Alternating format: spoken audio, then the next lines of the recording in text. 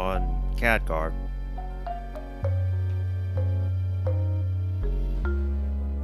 I legitimately was extremely confused by that emote because at first I thought it was a frog sliding on screen, you know, like Pepe.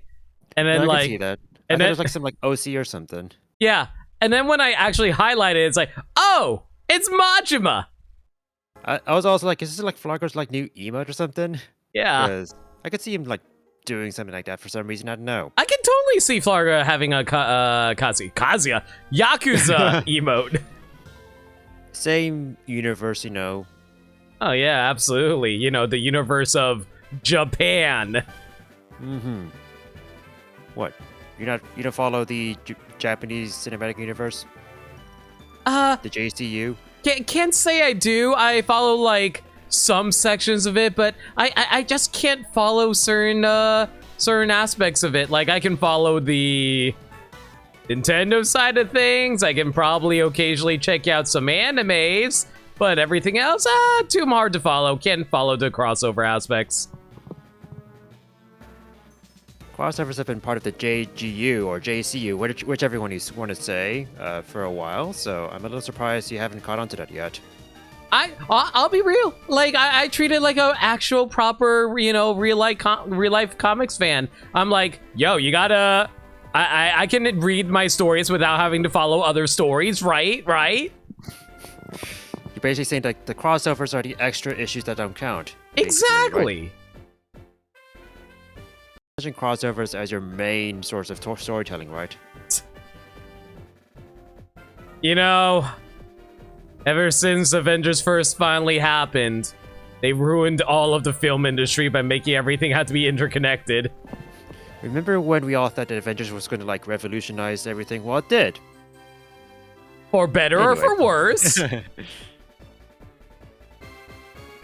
Oh, so how's it going, everyone? Hi everyone, welcome back to us playing through the randomizer of Pokemon Heart Gold and Soul Silver. It's been a while. I think like 2 weeks ago, I was like, why did we take the time off? And then I was like, all right, because I got the booster like 2 weeks ago, right? I still haven't got mine yet, but that's mostly because nowhere around me has them yet, which is annoying. I know like Pfizer's been more readily available than Moderna has been, so yeah, like I broke my Moderna streak to get Pfizer this time around, so I'm waiting for Pfizer. That's actually the one I'm waiting for, and I still don't have it. I don't get it. What? Oh. Yeah. Anyway, I'm ready to get started whenever you are. Yeah, same. So where you at? title screen. All right, so I guess Touch to start. 3, 2, 1, go. Touch. I went back to the title screen. Why did I do that? Nice. I'm winning. Oh man, it's almost as if you were winning this entire time. I mean, you have like actually like ways to catch up fairly easily. We were still like pretty like neck and neck, you know, 8th badge or so. Yeah, but aren't you like, I forget, do we need to go into the Dark Cave at all? I don't think we do. I feel like I'm the type of person who like does a lot of optional content in races, so... I mean, so do I, is it optional or not? I mean... That's for you to decide. I mean, I usually like go around looking around, seeing if it's like, if there's any places that I am missing out important items on, like, oh, I need to talk to this person. Oh, I need to talk to this person.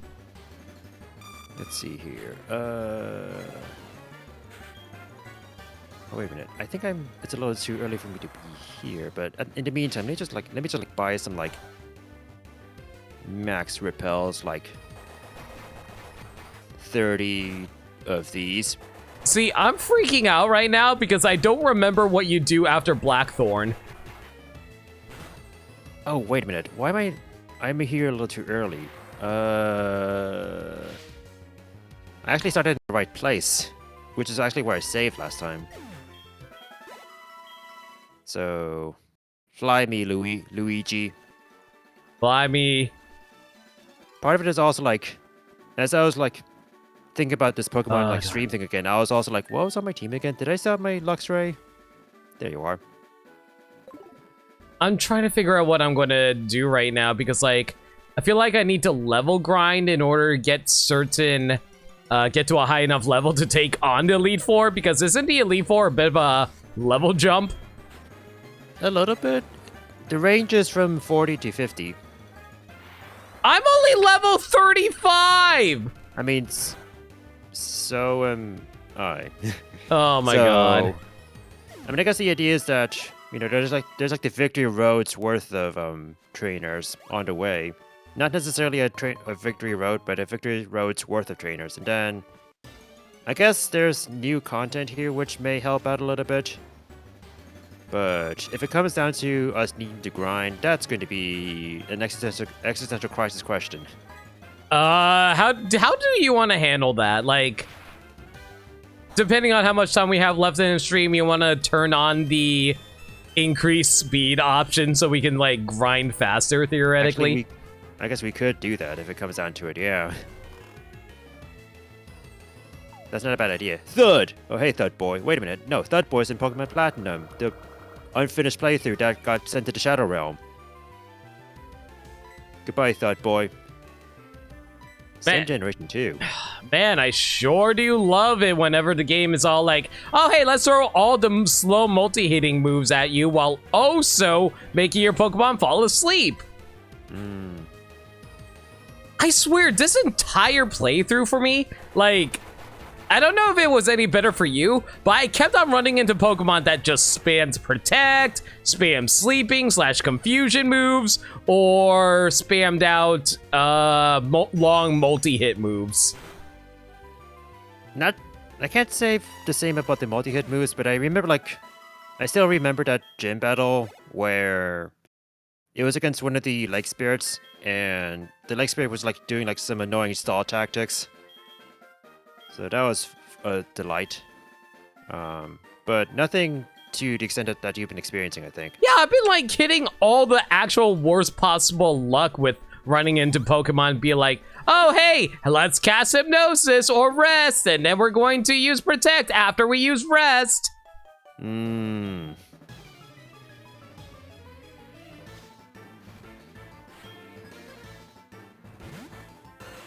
kind of debating if I should probably fight all the trainers that are underneath a Blackthorn.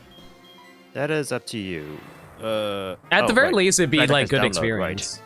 Yeah, that's pretty much why I went through that myself.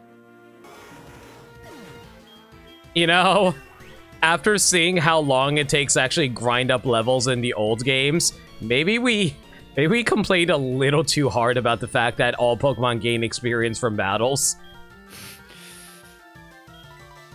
It does make streamlined playthroughs like far more easier to achieve. So. Yeah, I would say it's just...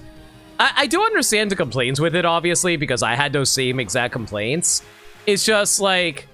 I feel like the real solution to that is keep it in the game, but make it optional to turn on and off. Yeah.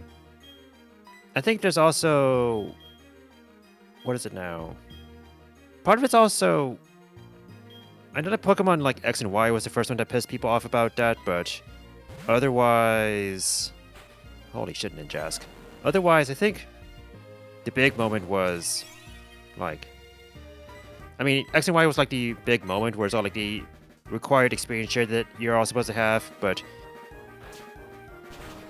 that was kind of like weird, but you can turn that off at least. But yeah, you could turn that off, but in like... I forget, Sword and Shield is actually on forever. Was it Sword and Shield that made it on forever? I legitimately couldn't remember. I don't remember like what Sun and Moon did.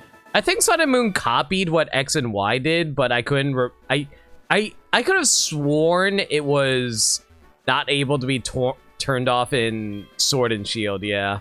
And I guess like Sword and Shield is able, we were able to, let's say, like, streamline things fine, but the only complaint that I would have is that you're not really encouraged to switch Pokemon too often anymore as a result. You can just like stick with like one Pokemon the whole playthrough, and then you'll have a team that passively, grew up with you. I mean, in theory, it definitely bypassed the whole grinding issue that a lot of RPGs tend to have, because that was actually a major issue for Pokemon in general up until I would say X and Y, actually. Black and White kind of absolved it by putting the lucky egg anywhere in the main game, but even then you have to like do like hot potato with the item. Yeah. But I appreciated having the lucky egg in the main game versus, let's say, like all the other games where it's like, hey, you want a lucky egg? Steal from a Chansey. Yeah, Find a and it only Chansey has and steal from it. It only had like a 5% chance to even have have the lucky egg too, wasn't it? Yep. There's like a low fraction, and I guess like Chansey's like not the easiest Pokemon to find out there, period, so.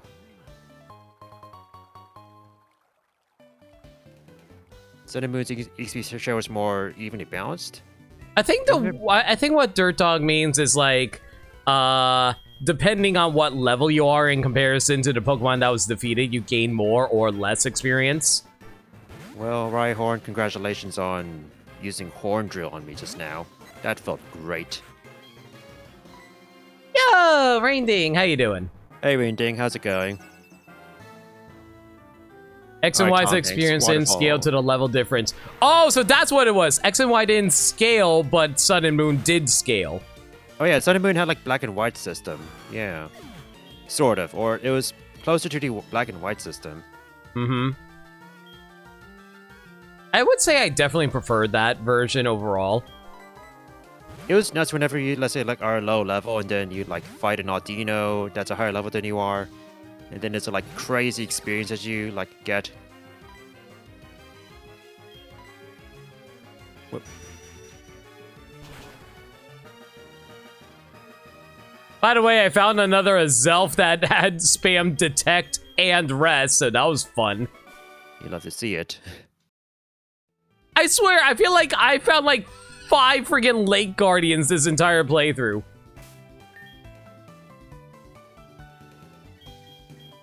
I wonder like which ones I've seen more of, because I've seen like my fair share of Reggies.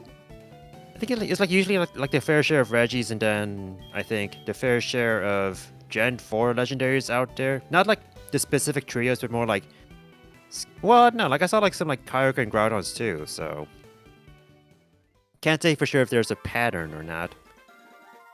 I have no idea where I am right now.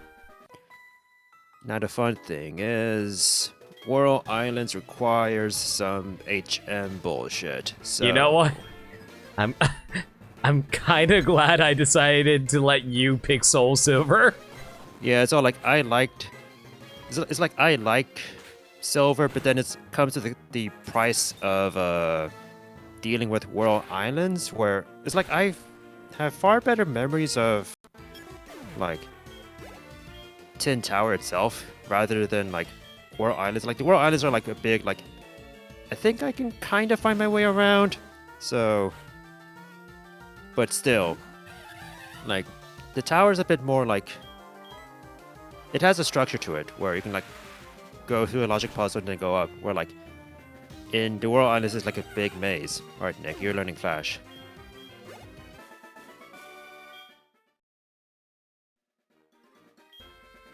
Do I want your phone number? No.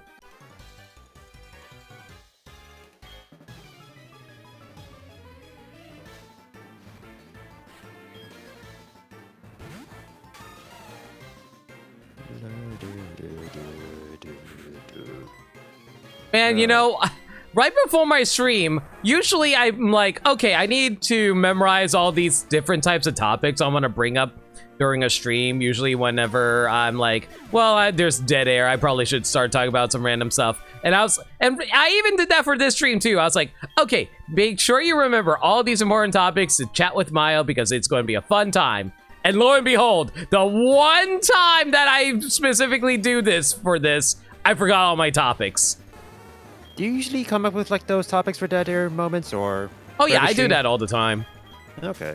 Yeah, usually whenever I browse Twitter and I'm like, okay, what's the latest gaming news, latest real life news or whatever, and I'm like, oh, that'll be a fun topic to talk about. We should probably chat about it with chat, and then boom, forget. I mean, there's one topic I'm thinking of right now because it happened literally like, I think 45 minutes ago, but I don't think it's okay to talk about.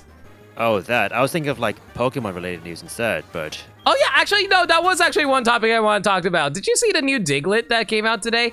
Yeah, I did. Uh, my first reaction was, that is a name. What was it? Wiglet, I think? Yeah. Uh... I mean, you know. It honestly sounds more like a pig Pokemon than like a Diglett. Oh, motherfucker. Are you kidding me? I ran into Entei?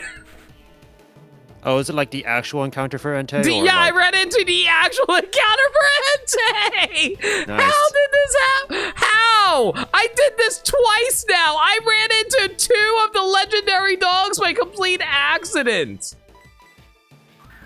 I mean, I think like so Entei and Raikou apparently are not shuffled, so that might be the actual like encounters for the Entei and Raikou, right? I think so, but I also think that Suicune is randomized, though. It's not.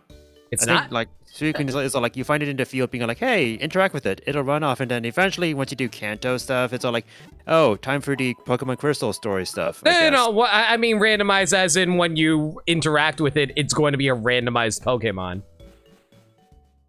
I actually have no idea about that.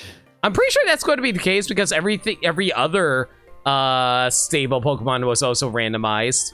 Yeah, but I guess like the roaming ones seem to be the same as they were. But I guess like if we were to like see like what Suicune became, I guess we could have. I mean, is We there do a have spoiler log that tracks we, that? we do have a log for that. Yeah, like I think I gave it Okay. to you too. Did you now? Pretty sure I did. Okay. That was like a million years ago. I'm sorry that we didn't stream in 2 weeks. A million years, and it's never mind the fact it's like mostly my fault. A million years limit. A million years. What do you expect from me? I'm not prepared for these type of streams. I thought you prepared topics for these streams. What the heck? I do, but I am not prepared to answer questions I know not the answer of. I can't where do believe I- you would live on public television. I'm sorry, everyone. I've been deceiving you this whole time. My name's not actually No Limit. It's actually Estebez. I can't believe you. Chronic liar. At least you're honest about this for once. I mean, it might not actually be true. For all I know, my mom may even lied to me and told me that my name is Estebez, but it's actually not. Does it stand for Esteban? Estebez, Estebania? Estebez Esteban. That's my first name and that's my last name. Estebania. Wiglet described by limit. Right. Okay. So, how did you describe Wiglet just now again? Okay, so Wiglet looks like a pig, but really long and springy. And he actually no, I take it back. It is like the shape of a pig's tail, but with a face on the end of its tail. Okay, so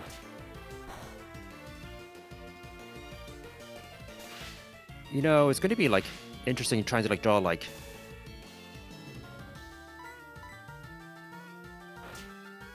all right, I think I'm it's funny how like when you like draw squiggles, like it's easier to like draw like a squiggle like or a spiral. It's easier to like draw like one single line at a time, but if you like have like some depth, it's all like, oh god, how do I draw this? Oh no. It's okay, you have a third eye. You can see the depths within depths.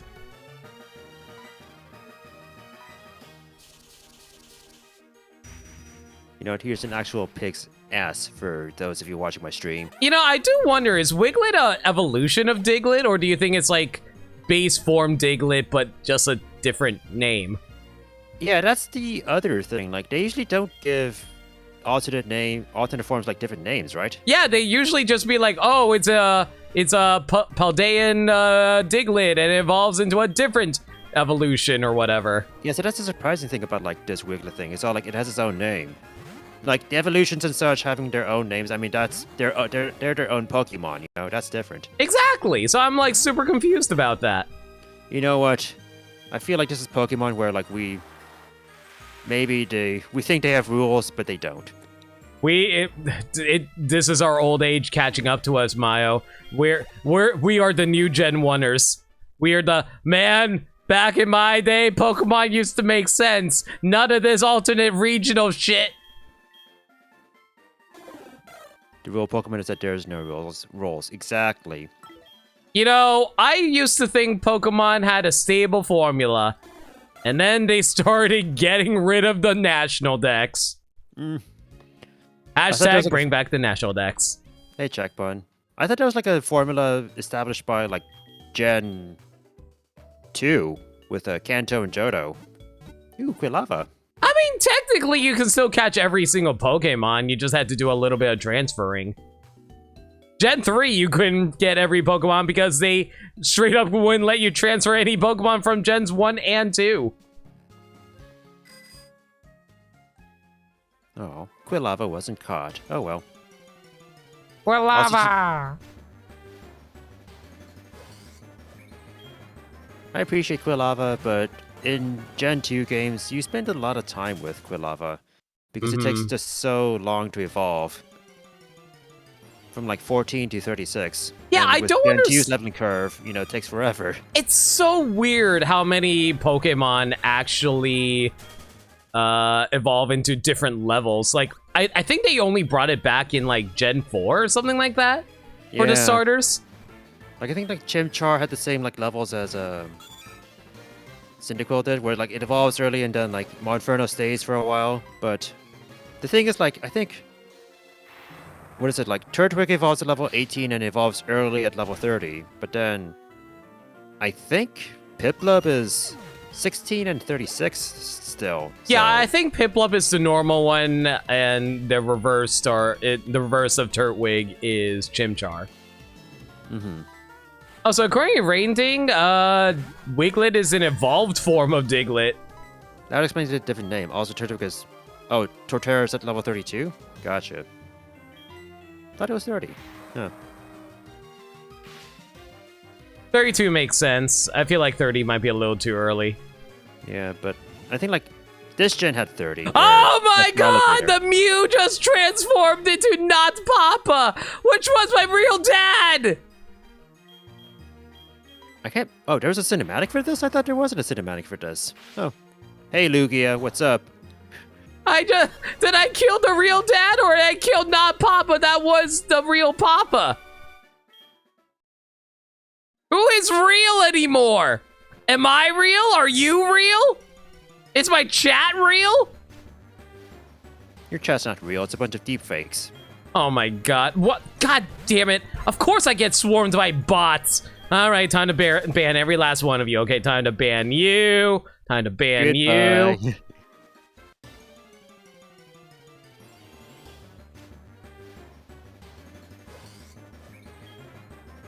Get a stick and poke it and see if it squirms. Perfect. It's like, what if like... Is it a Gyarados? I just heard a Gyarados cry. It is a Gyarados. Okay, neat. Wait, what do you mean it's all been a show? Have I been living the Truman Show this entire time?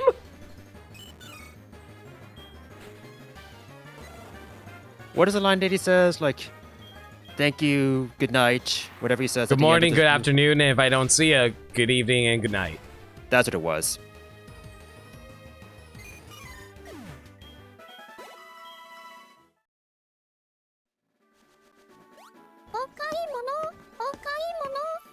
Full of holograms like.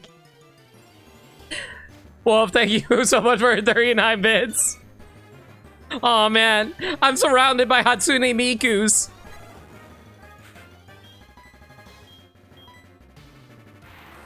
Cute alert, thanks. I had it installed like earlier this week. I also got a few Spy Family variations set up for, I think it was 30, no, it's not 39, 70 bits? Yeah. Speaking of which, oh man, did you guys hear that there's a the new season's coming out soon? I'm so excited. I love Spy Family. I also recommend you check it out, Mayo. I think you'd get a kick out of it. Oh, it's basically one of the bigger new anime that came out recently. Basically it's about like a how do I put this? Do you remember the Nickelodeon show The X's? No. Okay, this is going to make it hard to explain. Okay, so there's this dude who's a spy, and his latest mission requires him to infiltrate a academy by having a family, a fake family. And it's like, okay, where the fuck am I gonna find a kid to attend to school and a fake wife? And then, so, using his new fake identity, he romances a lady who becomes his fake wife, and he adopts a little girl. But his fake wife is also an assassin on the down low, and his daughter is a telepath. Good for them. Shenanigans ensues. It's actually a really cute and wholesome series. It almost reminds me of like Despicable Me in some way as well. You know what? That's actually a good way of putting it. It's good Despicable Me. Hey, Gyarados was so afraid of Pichu, it got caught. Good job, Nick. Good job, Nick. Also, I forgot you caught a Pichu. Once it appears, it goes on a rampage and remains enraged until it demolishes everything around it. Well, I guess Gyarados is caught now, so I guess we can give a nickname to this Gyarados. I guess we can do the usual. Who do we know is suggestions. constantly pissed off, though? Let's see, this is a female Gyarados too, so. See, I was going to suggest Neo King, but that doesn't work anymore. Neo Queen. But yeah, friendly reminder, for every Pokemon we catch, you can drop 100 bits to name it. Or like force us to catch a Pokemon. Crazy, oh my god. But she goes on a rampage. Am I able to fit that? Let's see here. Curzy.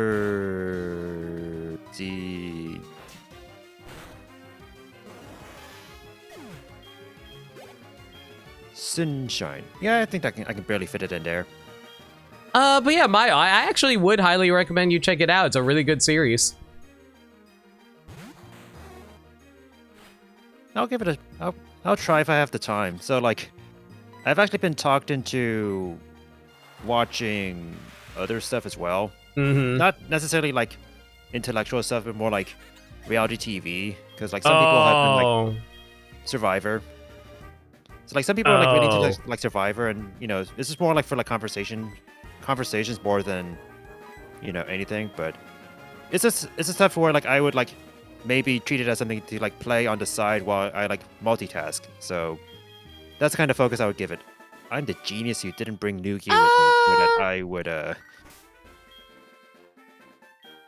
although like some of the things that may happen in the show maybe like grab my attention. Who knows?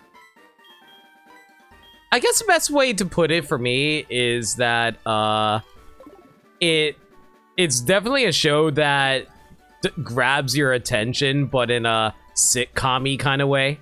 Mm-hmm. Like, especially if you like grow attached to certain characters, and like I've heard about how like some people actually like, I mean, people pretty much like make bets based on the show, so you know. Mm-hmm.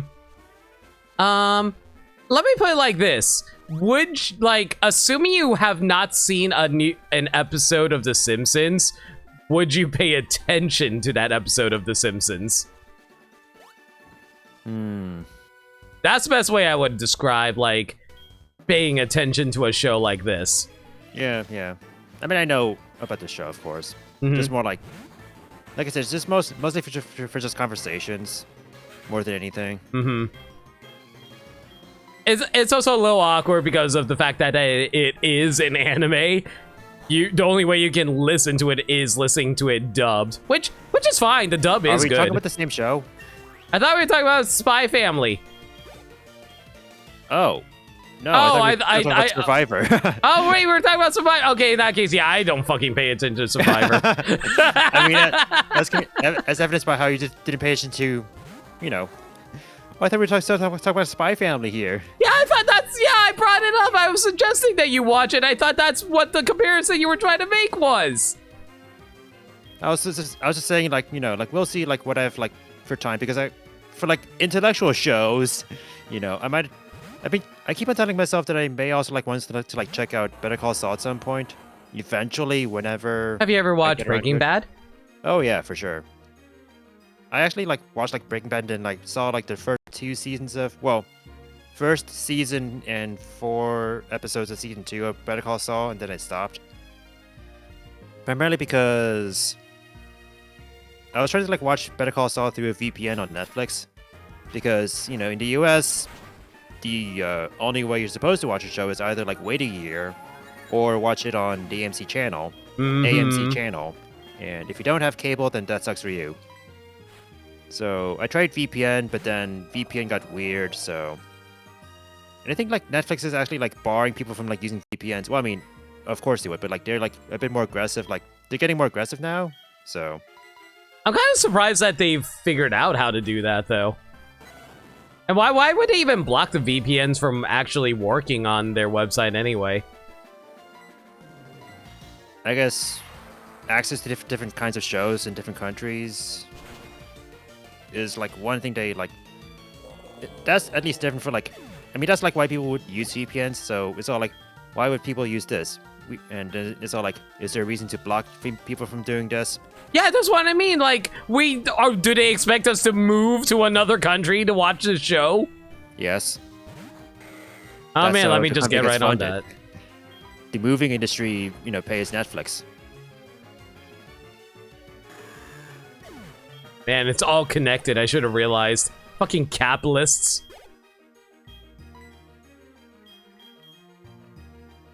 I don't have anything to counter grass types. Oh, wait, no, I have something.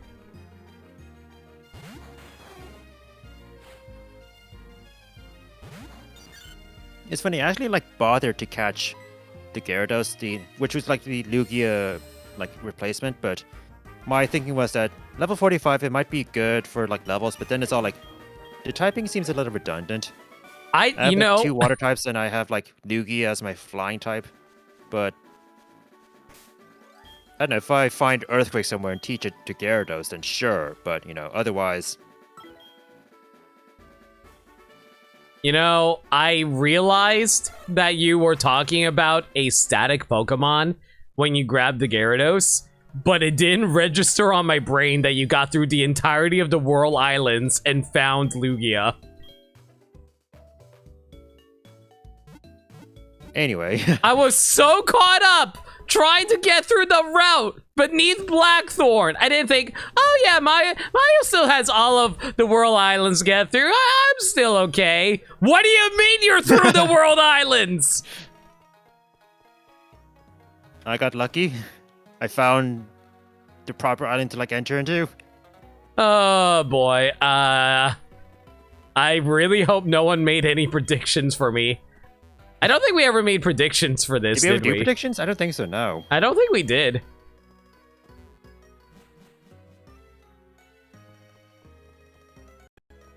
Do you want to do predictions now? Chat, are you in a betting mood?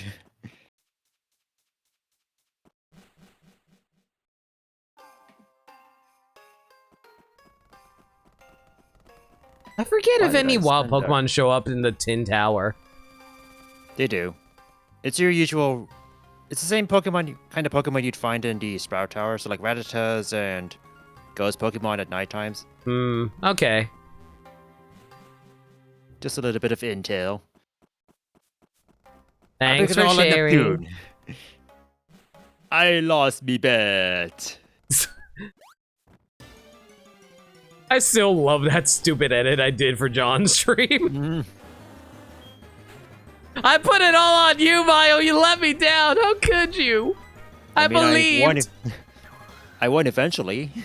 You did win eventually. Thank you. I don't think I made back all my money, though. Yeah. Not my problem. Let's see here. I'm still wanted by Jeff Bezos. I mean... you know, you can go shove it. And here I thought you were going to say, well, you know, time to cash in the bounty. Ooh, you bitch. You used Reflect, Alakazam. How could you? Be smart. Are you getting through Victory Road right now? I mean, the beginning of the trainers, right? Yeah. I mean, it's like outside of Tojo Falls now. Yeah, you're definitely ahead of me. Oh boy, I need something that has waterfall. Oh yeah, for the Tojo Falls, right? Yeah. Oh wait, is this TM the same? Oh, I guess like it's because it's like given to you by a person. It's the same TM, right? Have you ever thought about how TMs actually work in the context of the Pokemon universe? I remember like reading this one comic where they did depict that. It was before TMs were depicted as CDs, though. It's like it's some sort of like capsule box type item that you like crack open over a Pokemon and then like something sprays on top of the Pokemon. It's like in yeah. like one of the comics was like for somehow my parents got me like Pokemon manga-ish or so for Christmas, and but those comics were just like retellings sort of like stories depicted in the anime. So one of them was like about the episode of the Eevee and the Eevee brothers. Oh yeah, okay. And I think at some point, like, the Eevee fights against the Flareon, Vaporeon, Jolteon, and such. And I think the trump card was like, I'm gonna go teach my Eevee Mimic. And then it depicts, like, the trainer, like, opening up a TM, spraying it over Eevee, and that's how Eevee learns, that's how Eevee learns Mimic. And it mimics Jolteon, so that Eevee then grows Jolteon spikes on its back momentarily as it attacks Jolteon and wins. That's actually a really clever method of depicting Mimic, now that I hear that. Yeah. Oh, jeez. I will admit, I wasn't very creative as a kid. I never really put much thought into what TMs actually did because I had no idea what TMs looked like. But once you started seeing images of what they look like in Gen 3 and I saw that TMs were CDs, I was like, how does that work? Pokemon aren't like Digimon where they're computers, right? And like, I eventually came to the conclusion that the way it worked was CDs were training DVDs. Oh, you know what? I kind of respect that interpretation because just like jamming a CD into your Pokemon's forehead. Yeah. That's what it's depicted as in Gen 3. Like, especially in like Fire Red, Leaf Green, where they actually show the animations for each item on the Pokemon. Oh yeah, I actually really like that aspect of Fire Red and Leaf Green for the longest time, but go on. You like it unless you are like strapped for time or if you're speedrunning. Then it's like, come on, get over it. But yeah, so like, I knew about that animation. I was like, no, I feel like it makes more sense if they just like watched a video and it's like, oh, okay, I know what to do now. Like I said, I respect that interpretation. It actually seems to like make logical sense to me, just condensed in a shorter period of time. Mother trucker, I found a Manaphy. Do I...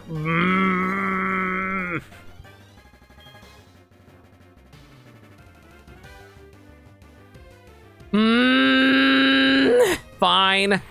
I don't have time for this, but I'll do it. Assuming it doesn't die from this Thunderbolt. It died to a Thunderbolt. Okay, it doesn't matter anymore. Cool. I think I found a Manaphy earlier in the wild, but it might have been either Manaphy or Fione. One of those two. Meanwhile, this guy just casually has a Kyogre. Cool. Anyway. It's not as if I can do like entrance hazard moves that number 1 Dime has because it's only one Pokemon. So Jar Jar Shanks, let's go. I forgot I named you that.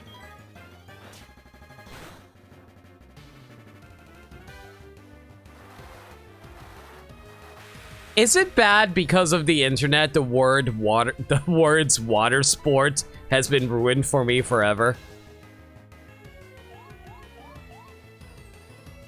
Are you reaching here, or I'm not entirely reaching. I'm kind of serious.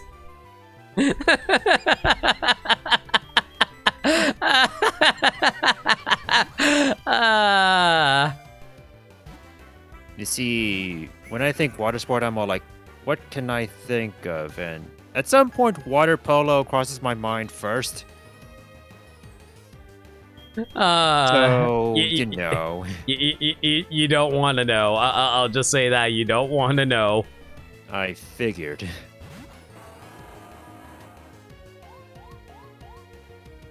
I don't know. Did you know anyone who was in water polo in high school?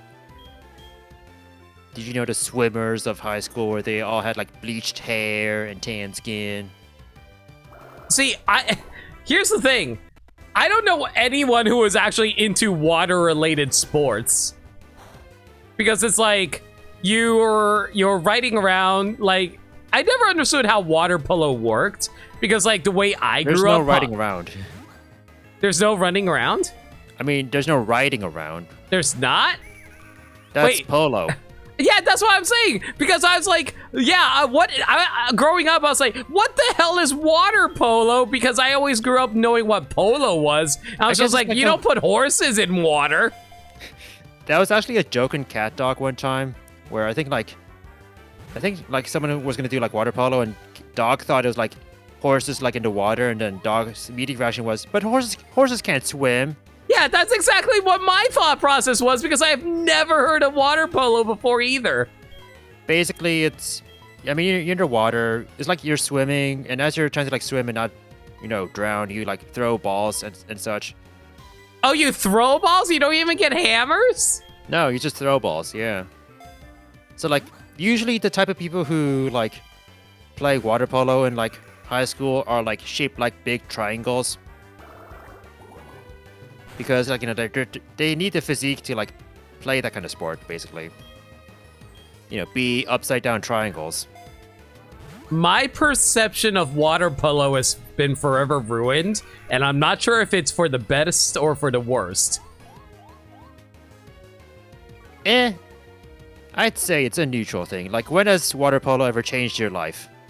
I mean, it hasn't. I've never played it before, but I always liked my imagination of, some buff dude swimming in water and swinging hammers at balls in the water. Versus just like some buff dude doing that whole thing, but without the hammer part, right? Yeah. Also, yeah, like when I first heard about it, like I had some trouble like separating it from Marco Polo for sure. Because that's also a water thing. Ooh, that sounds more fun. And more pleasant than actual water polo. Just playing Marco Polo the whole time.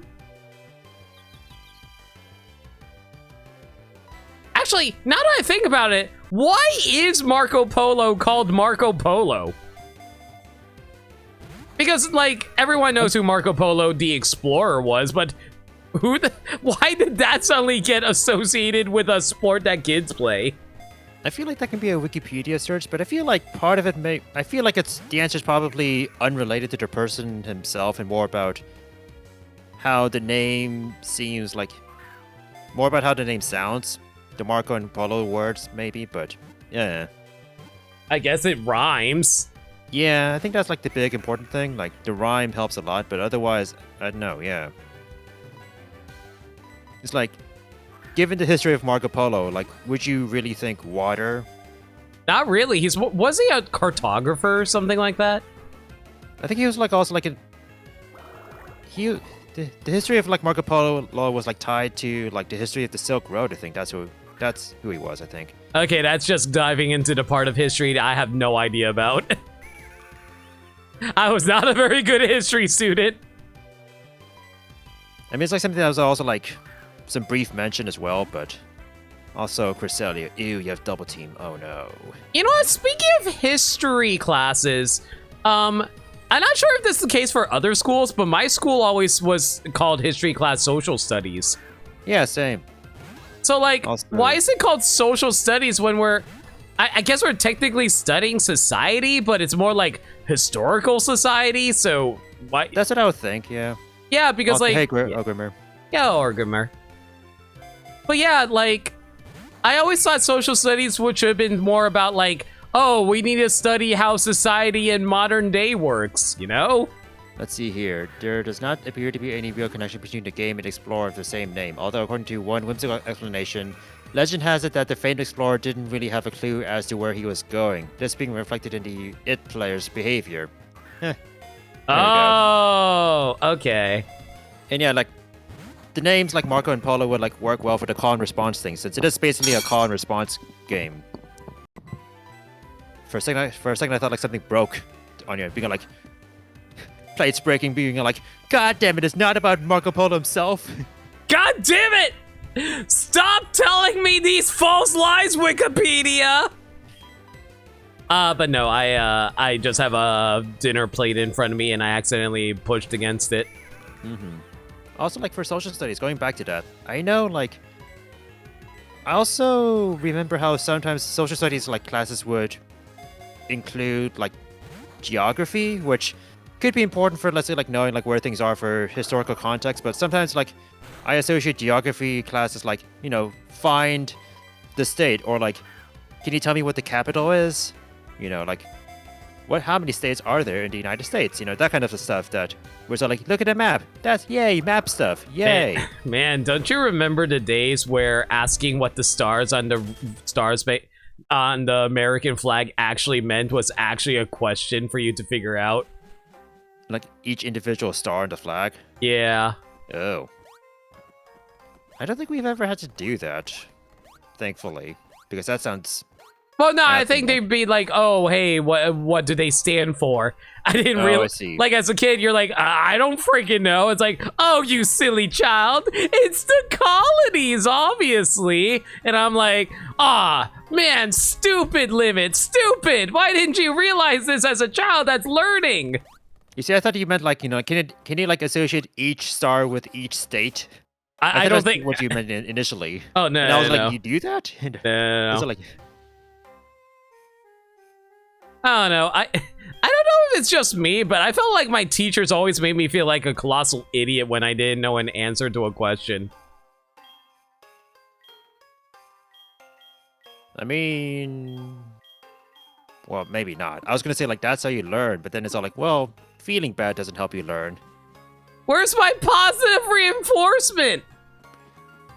Okay, so this dude just casually has a Cresselia and a Deoxys. Neat. Yo, Max, how you doing, man? Hey, Max, how are you? Oh, wait, the stripes are the colonies! Oh, great. Did you say the stars are the colonies earlier? No, I said the stars are the colonies! Oops! I was like, you mean for like, when there were like fewer stars, or not for the 50 stars? Okay, that's on me. That's on me. You see, you're the English major, not the social studies major. It's fine. Exactly. See, Mayo, you get it. Yeah. I think I used to like social studies classes because I like the like geography part, and history was just more like memorized stuff, maybe.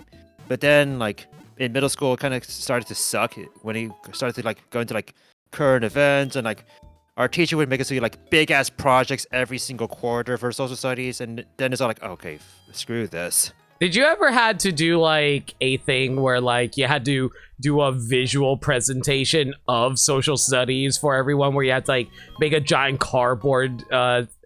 I think almost every class required a cardboard poster at some point in middle school. Dude, those were the freaking worst. I was like, dude, just let me write a freaking paper and be done with it. Yeah. Or just like give me like a worksheet or something to like show what I know.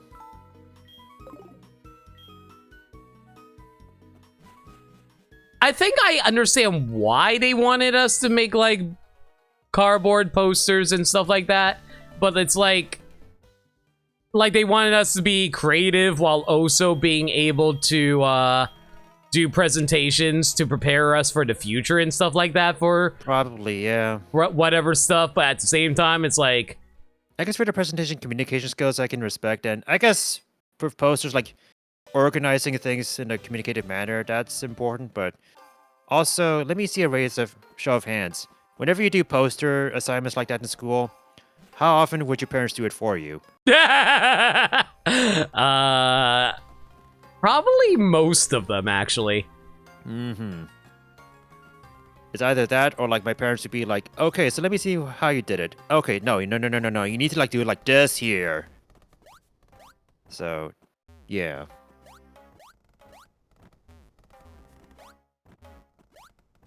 I remember there was this one time where for English class, I don't know what this had to do with English, but we had to make cardboard books that copied a book that we were reading for the class. So it's like we would take a cereal box, cover it with construction paper, and draw the cover of the book that we're reading onto the box. And I'm like, what does this have to do with English class? That sounds unnecessary. Like, that one felt like more of an art project than an actual English-related project. I know, like, in middle school, like, we had, like, this unit where, like, we were studying, like, different countries. Oh, hey, it's me. We were studying, like, different countries for, like, social studies, and that kind of seeped into, like, the other classes, too, which was conceptually neat, but it also seeped into math class, of all things. What? How? Yeah. I don't know. Some, like, weird, stupid collaboration that was going on. All right. What was the what was the weirdest project you have ever had to do? Weirdest project I ever had to do. I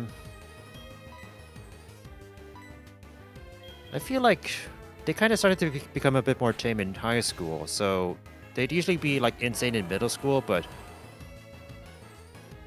there's usually like some like crazy ass posters and such we would like do for middle school.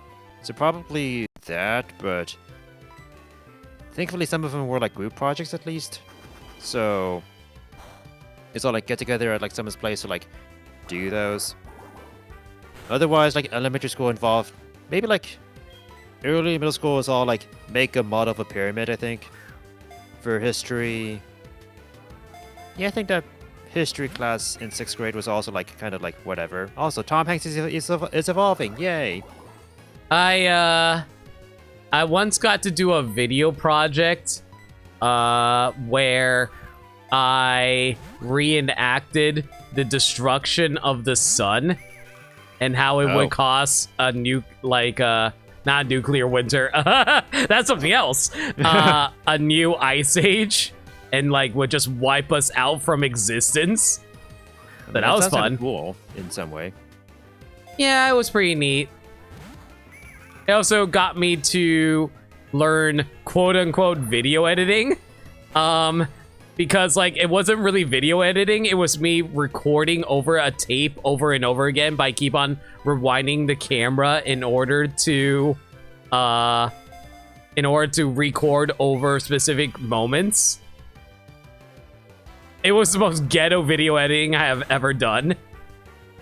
I think, like, maybe in high school, there were, like, some projects we did, like, group projects. Like, it was after, like, all the exams are done, and it's all, like, some, like, bonus projects at the end of, like, economics government class, where I guess, like, everyone was supposed to, like, do, like, a video or some sort of project that relates to, like, some sort of country.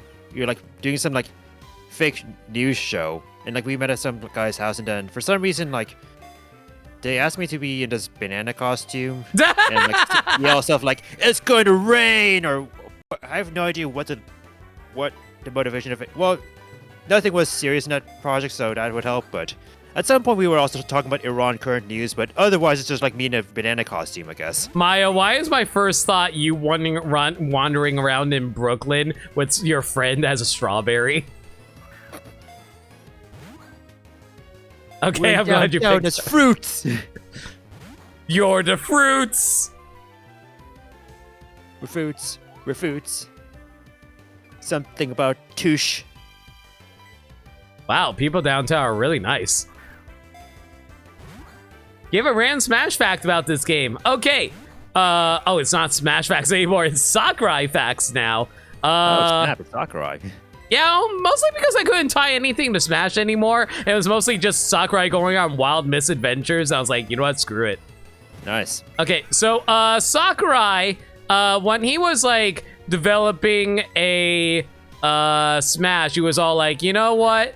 I'm sick and tired of these Pokemon games. They're all just same basic stuff over and over again. In fact, I'm just going to play this new version of Heart Gold, Soul Silver, and to know for a fact that they're completely out of ideas. And lo and behold, Heart Gold, Soul Silver became the best Pokemon games that everyone loves. And it's like, okay, I guess I'll give you another shot. And that's how Sakurai redeemed his love for the Pokemon franchise.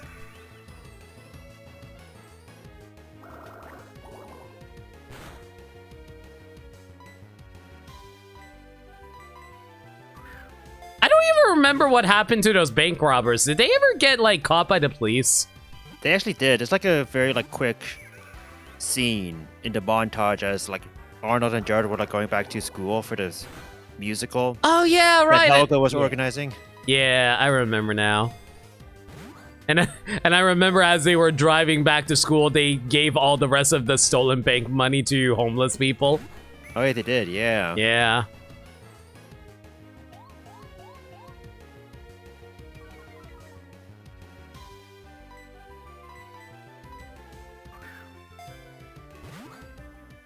I'm sure like their teacher asked Helga to like organize this, but like it's also it seems like it was some like school production that Helga herself was organizing. She's 9. I mean, to be fair, if you use the, like, kids are put in charge of stuff a lot in elementary school. Or hey Arnold, where like it seems like 9-year-olds seem to be put in adult situations. I mean, let's be real here. That's just how people write kids in general in kid shows. Yeah. Because they're all like, oh, you know, kids are basically just small adults. Just have them do whatever. And so like if you don't want us, don't live in the city, right? That's Yeah, a conclusion you can exactly. make. Go live in the suburbs or the country if you want a kid life. Okay. Or, you know, you can have a guy hustle like a 9-year-old and have him owe a lot of money to that. Owe a lot of money to him for whatever reason. Mm.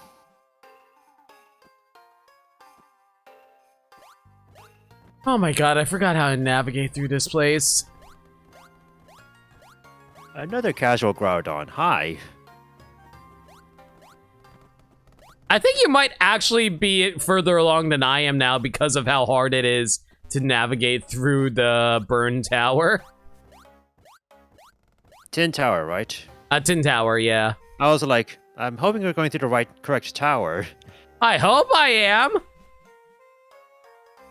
It's the... Yeah, I'm pretty sure I am. I saw the Rainbow Feather react earlier. Yeah. The Bell Tower, okay. Tin Tower, Brass. It Wait. has like so many names. I'm so used to the Gen 2 name of Tin Tower. Yeah. Actually, no, Bell Tower is the Bellsprout Tower. What the hell am I talking about? No, that's the Sprout Tower.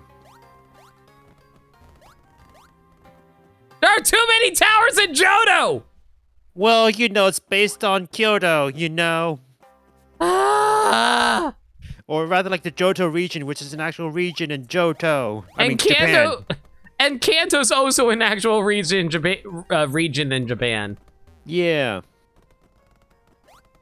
But I'm sure like those in Japan would go like actually it's Kanto. Maybe. I actually have no idea.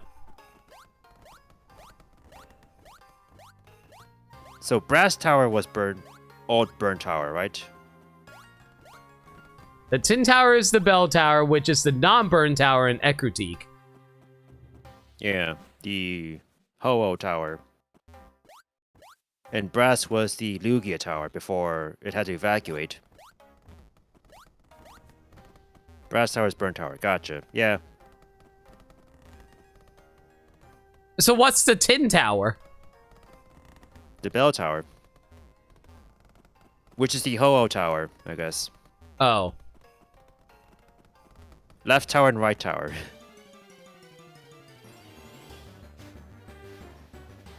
Pokemon of the Rings to the too many towers. Like, it was still like the newest Pokemon game when 2 towers came out. Man, that reminds me. Can you imagine if Lord of the Rings, the Two Towers, was called something else?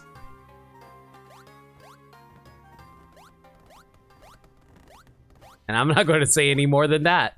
Thank you, Tolkien. Was that actually the subtitles for the book back in the day?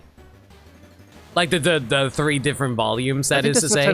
I think the subtitles used for the movies were the same subtitles used for the books. Okay. So, yes. Yeah, but then they had to make up the subtitles for The Hobbit. Well, yeah, because The Hobbit was like one singular book, whereas like Lord of the Rings, you know, I mean the Lord of the Rings is a single book too. I mean, I was gonna say like it's supposed to be treated as like a big single book, but it became easier to divide into like 3 books. Yeah, because of how big it was. Yeah. It's times like these when I wish I didn't impulsively replace Bite with Dark Pulse. Crunch, I'm definitely going to teach to Reptard when it learns it. But, in the meantime, Dark Pulse. Yay. Man, I'm so sad that the final Hobbit movie, even though I hate that final Hobbit movie, I would have been like, well, at least the title is good. And it was like, and the original title was like, There and Back Again. And I was like, yeah, that makes sense because it's the Hobbit. They went there and they're back again. But no, it's just Battle of the 5 Armies because apparently There and Back Again isn't action-y enough for audiences. I guess to their credit, Battle of the 5 Armies is the proper noun for that event, I guess. I guess. Yeah. I forget if that's actually the chapter name or like some sort of like divider name used in the book too, because it might have been a retroactive thing, maybe. It's been a long time since I actually read The Hobbit, so I can't say for sure. For me, so like I actually listened to The Hobbit like last year. But you know, you could have like the retroactive like treatments done to it. Like I talked about this before, but like I read the audiobook that was on Audible, and it was read by what was his name again? What was the name again? The guy who portrayed Gollum. Oh, Andy Serkis. Yeah, so Andy Serkis, you know, was reading, you know, The Hobbit, and at some point you're all like, oh my god, Andy Serkis is reading The Hobbit. I really should check out Audible, honestly. I keep on hearing about a lot of good things about the actors that they get for reading stuff, and I'm like, you know what? I kind of want to hear that. Hey, Woot. Also, let me give you some of these real quick. Thanks for the raid, Westerford.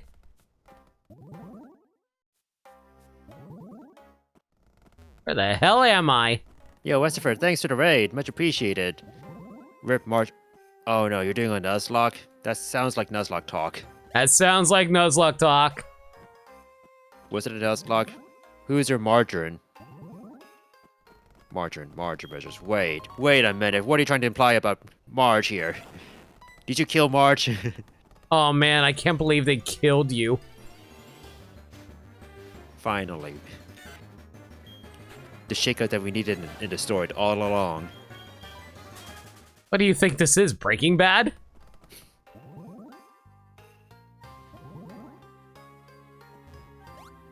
But yeah, welcome to, well, your first Nuzlocke. That was your Butterfree. Oh, bye-bye Butterfree. Oh no. Bye-bye, Butterfree! Is Emerald a Nuzlocke friendly game? Like, I mean, I guess like, I suppose like the question would be like, what is the friendliest game to Nuzlocke as your first Nuzlocke? I would say Fire Red. Really? Yeah. It's I think everyone's very familiar with it. Everyone knows what the best Pokemon would be for it. Everyone knows the general level scheme of everyone, and there's also the whole, oh, just pick Bulbasaur at the beginning and you're pretty much safe for the first 3 gyms. I was going to like protest, but then I remembered how like people protest Fire Red for speedrunning, not for Nuzlocks, I think. That is correct. Yeah.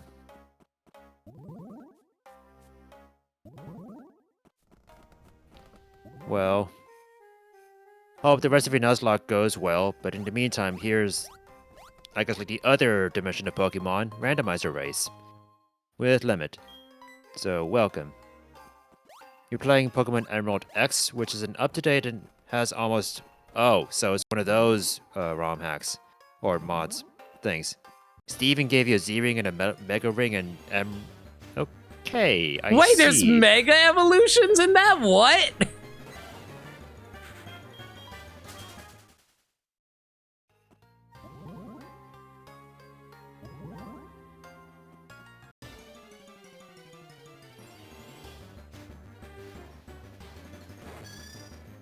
Fire Red and Leaf Green is actually really difficult because of Koga and Sabrina.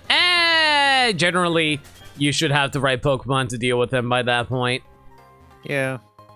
I know, like, they were crazy in Pokemon Yellow, but... I mean, they were crazy in Pokemon Yellow, I'll say that. Well, that's mostly because, like, Psychic was broken in Gen 1. No, it's also because I think the designers of Pokemon Yellow intended for you to basically do... Like, it's like this, like, once you reach Fuchsia City, you're supposed to not go into Koga's gym, but then do both routes, you know, like, to the left and right of Fuchsia City. And also do Silphco. So by that point, you'd have enough levels to take on Koga and Sabrina, because Koga's levels in Pokemon Yellow were, like, level 42 Venonat, level 44 Venonat, level 46 Venonat, level 50 Venomoth. And then Sabrina's Pokemon are all, like, level 50. So... yeah, for some reason there's like a huge jump in levels from like Erica, who's in the 30s, to Koga, who is like level 44 to level 50 out of nowhere. Not to interrupt, but what the hell do I do here? I'm on the top of the bell tower and I don't know what to do. Wait, you're at the top of the bell towers and like you actually got to the roof? Yeah. Did you, by any chance, fight the kimono girls? No. Oh. I've been spending the last half hour doing this. You were supposed to go to the theater first. Wait, did you go to Newbark Town at all? No. Oh, okay, so the sequence of events is Newbark Town, then Egritique Theater, because that's where they tell you about the kimono girls being interested in you. Oh. Guys, it's been a long time since I played Heart Gold Soul Silver. Oh. Oh man, Maya, you want to race Heart Gold Soul Silver? I know Well, that game pretty So well. I like this casual revisit of HD. Since when is there a Crobat? Oh, whoa, Jesus, it's a Crobat in here. Wow.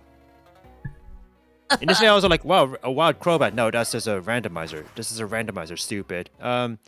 Well, you know, it's been a nice jaunt through a randomizer together, right? Congratulations. Here you are. There you are. I'm here to congratulate you. Well, chat, what should we name this Crobat here? The development of wings on its legs enables it to fly fast, but also makes it tough to stop and rest. I like this Pokemon. I haven't played Heart Gold Soul Silver since 2011. So like roughly a couple of years since it came out, right? Yeah.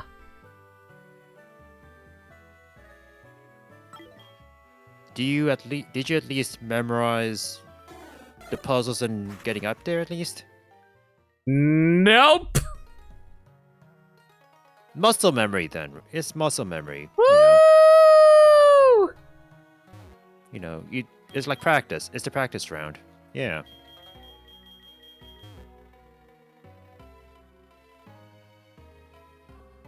Alright, friendship, welcome to the team. It's funny, I had a repel on, but that seemed to do nothing because my levels are actually not as high as they could be, so that was the rare level 36 wild Pokemon.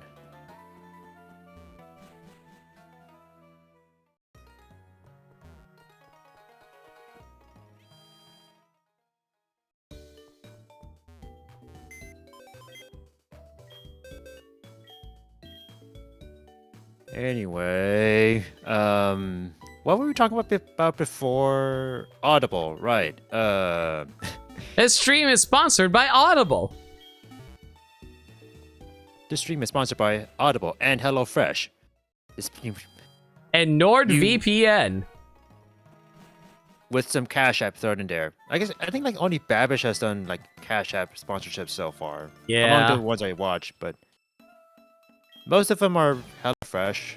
Oh, hey, we're being sponsored by, you know them, you love them, Raid Shadow Legends. Oh boy. Do you do stream elements? No, I don't. Okay. I probably It's like- should for like channel point reward stuff, but otherwise, yeah. I think like with the stream element stuff, like one thing that happens is that you through the stream elements site, you can also volunteer to be signed up for like any like sponsorships that might come your way, and you know. Oh, of course, I like, mean, one I of them- still get those because I did sign up for Stream Elements. I just don't use it. Gotcha. All right. Well, you get those emails, right? Like you too can stream Raid Shadow Legends. Oh my god. Oh, hey, you all you have to do is do an entire 6-hour stream of Raid Shadow Legends.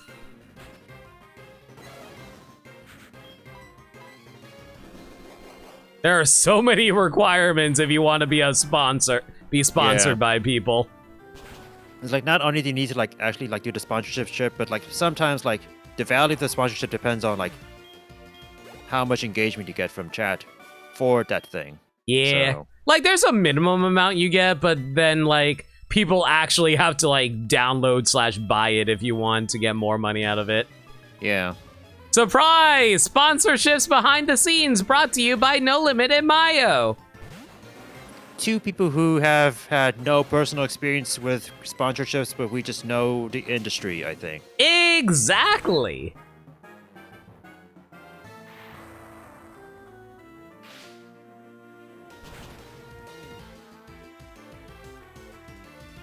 Please tell me that one-shot Charizard. It did! Let's go! Nice. Why does this Komodo girl have a Charizard? Time for Lemon to get their PNG avatar.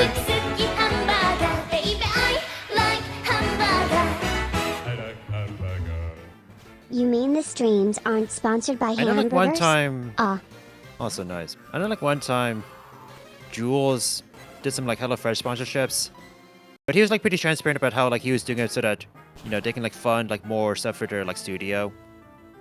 Yeah.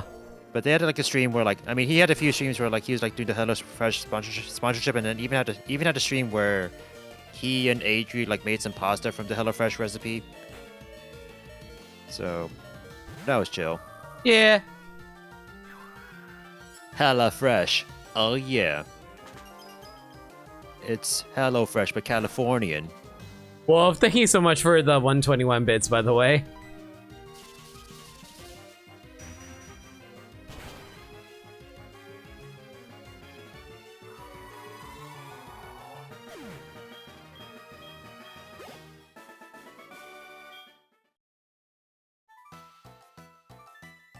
Man, seeing chat talk about, like, ghost types being a weird type, my first thought was, man, I can't wait for us to get an Eevee by throwing a brick at it. Jeez.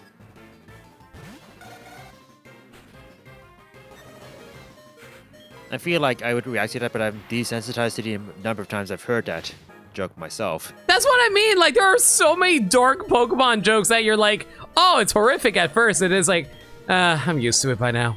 Or like everyone says it, it's fine. Yeah.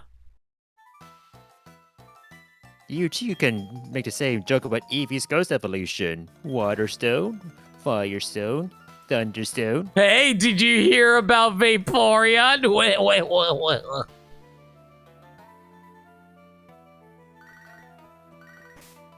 Hi, Mom. Yes, you bought shit with my shit. Thank you. Goodbye. I do like how Kimberly explains in the remake, like, why there's no trainers in the Victory Road. Or, like, she makes it clear to some around, or they make it clear to some around. Oh god, you start at level 36. What levels? I think you go up to level 40, I think. Come on, Eevee evolves by throwing a brick at it, becomes a fighting type since it breaks the brick. Okay, that's a little more wholesome. Exact. You know, evolution by training. Actual training.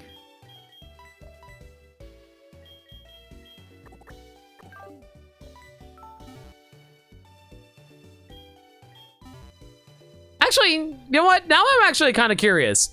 For every other type that Eevee can not evolve into, what would be their evolution method? How would Eevee evolve into a dragon type?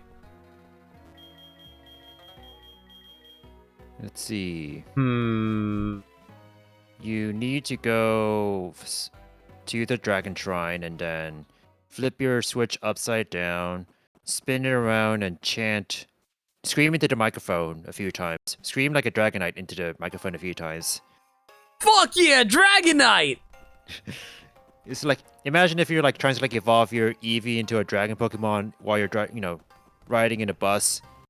Just like in the old days of playing, Spirit Tracks or Phantom Hourglass. On the bus.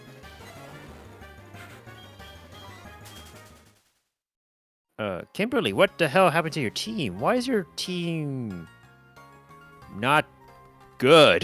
Like, the rival fights are weird because, like, it's the same person, but, like, their Pokemon seem to be, like, shuffled, like, wildly every time. Yeah, they only keep their starter, which is so weird.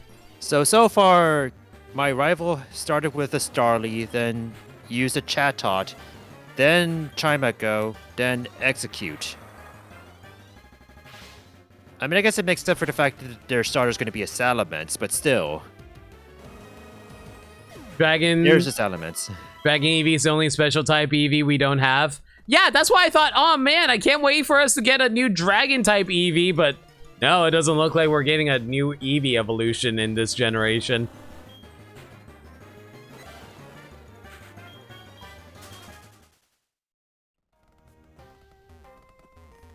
Does anybody feel like Gen 7 or Gen 6 happened just like recently and then you look back, it's like, oh, it's been 8 years. I feel that. I feel like the 3DS just came out too.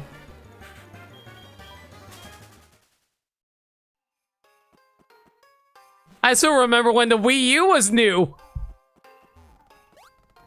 Gen 6 turns 10 next year. Wait, does it? No, wait, no. Oh, no, it was. Yeah, because it was a 2014 game, I think. 13. 13, even worse. Ew, gross. Also, so my rival's team became, Starly, Chatot, Chimecho, Execute, the starters Salamence, and then their final Pokemon that they sent out was Magikarp. Wow. Kimberly, you've impressed me. This is the team that you use to destroy every trainer and drives them out of Victory Road. Wow. I'm just saying, Kimberly probably really knew how to be a good trainer if he was able to train Pokemon like that. And make it through the game. No, it's funny, like, I keep on thinking that, like, X and Y were, like, 2015 or, like, 2016, but Sun and Moon were 16. I remember now. Yeah, that was 2016, and then, like, a year later was Ultra Sun, Ultra Moon. Yeah. I forget, was Sword and Shield 18 or 19? 19.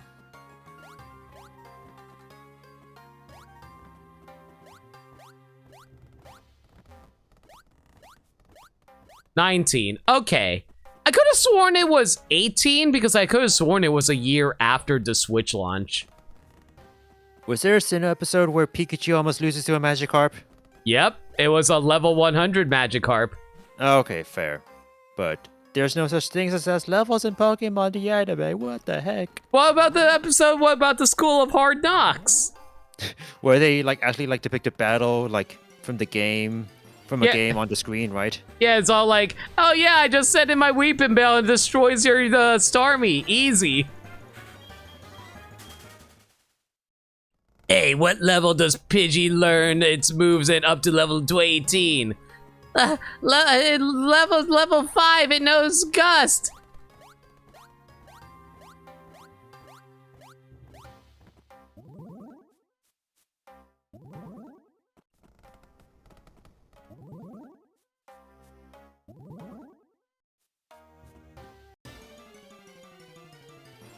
I feel like Indigo League was probably the weirdest time for Pokemon in general.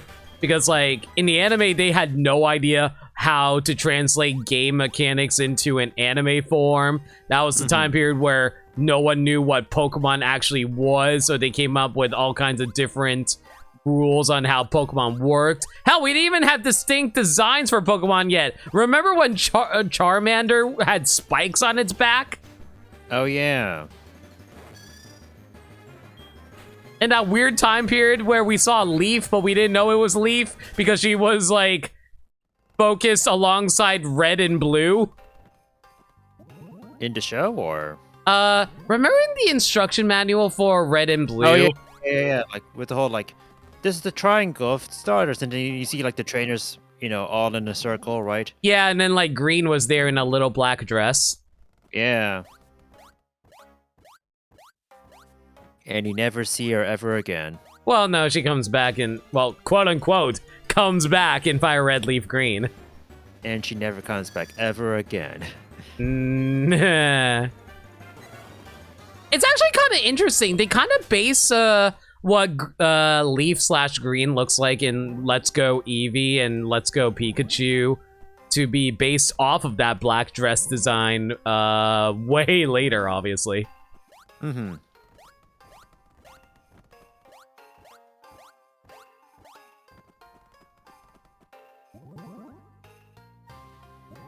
And anime also thought rock types was super strong against electric types, even though it should be ground types. Yeah, which would like confuse like generations of kids for years. Mm-hmm. It's like you see Aerodactyl. Oh, I can't use Pikachu and Dad in Pokemon Yellow. Gotta use something else.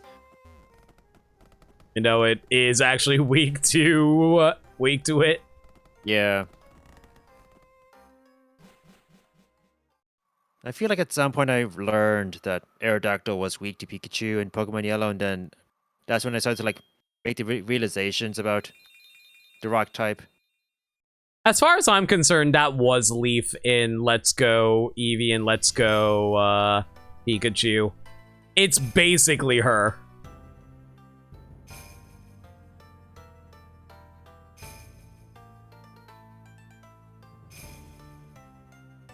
I feel like, was that the False episode where like Thunderbolt failed to work on Kabutops? I mean, I guess that would be like what other episode has Kabutops, but I think they probably like reasoned it being all like, oh, it's all like fossilized and such, so it bounced off and all that jazz, you know. I think that was their logic. Pokemon was weird. Yeah. I always remember the explanation for why Meowth isn't able to learn any new moves. It was like, oh yeah, I used up all my levels. I'm level 100, but I didn't gain any stats. I just learned how to talk. I mean, I respect that, actually. It is quite the skill set that it gained from talking, but then it's all like, well, it became a freak, as the lady Meowth said.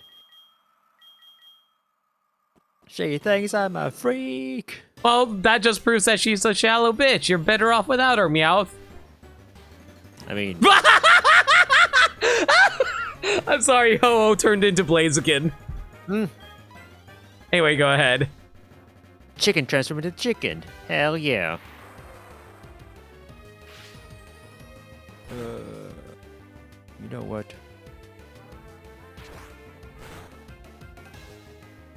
Well, it is a Firebird. Exactly, Rainding. It works. It reminds me of how, like, when Cerebi.net was, like, showing off, let's say, like, what new Pokemon might be coming out of like, Gen 3 based on previews in Gen 2. Like, when, like, Blaziken was, you know, rumored to, like, appear in the Johto League episodes. Everyone thought that Blaziken was, like, a legendary at first. Yeah, I remembered that, too. Like, I was like, wow, this is a new Pokemon no one's ever seen before. It has to be a legendary, right? Wait, I just realized, if everyone thought Blaziken was a legendary, how come everyone was okay with Ash losing to it? I think, like, the legendary speculation was, like, before they realized Blaziken was owned by Harrison. It's more like the image of like Blaziken movie was like going around, but no one knew like what the context would be like. Mm-hmm. But since they saw like Blaziken being used by a trainer. I think around that time they also... It was around the time when it was kind of like deduced that it was like some final evolution of a starter, maybe? I think I realized it was the final evolution of a starter because my cousin got a bootleg copy of Ruby and Sapphire, and when I saw what the starters were and I saw like a baby chicken, I was like, okay, I know what this evolves into. Are the multiple levels of Victory Road, like... Do they have like different Pokemon? I think since it's the same location, the Pokemon aren't randomized.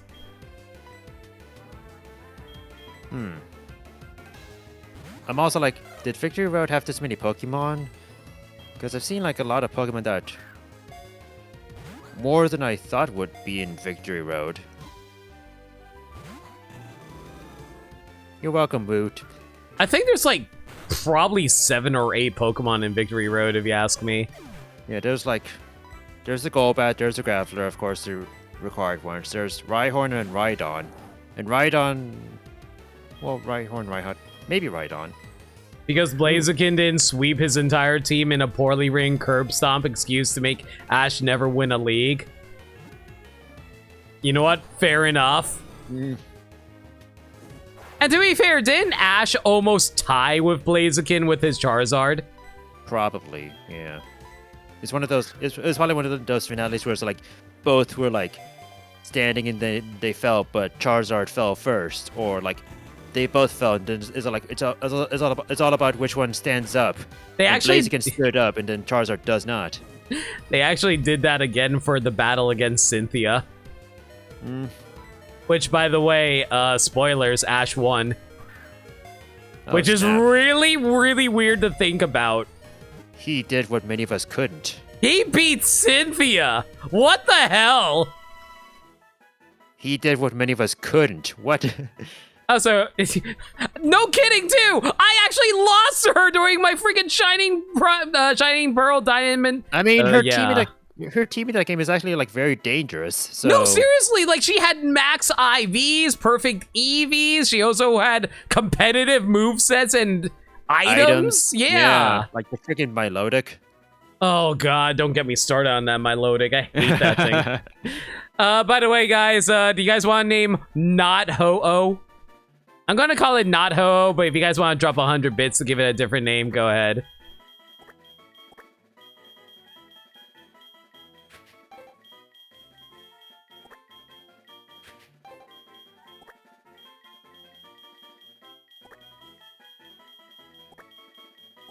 But yeah, I think the anime actually is going to lead into him beating Leon, and because of that, he's probably going to become the world's best Pokemon trainer by the end of this series. I don't think we can joke about Ash losing Pokemon leagues anymore after that. And then it ends, and then the next episode, Ash wakes up. No! Don't do this to me, Myo! I've been way too invested in this league so far. It's his final day. Delia has been given the biopsis. She has to let go. I want to be the very best. Like no one ever was. And then, like, the father, like, Giovanni, like, finally comes into the room.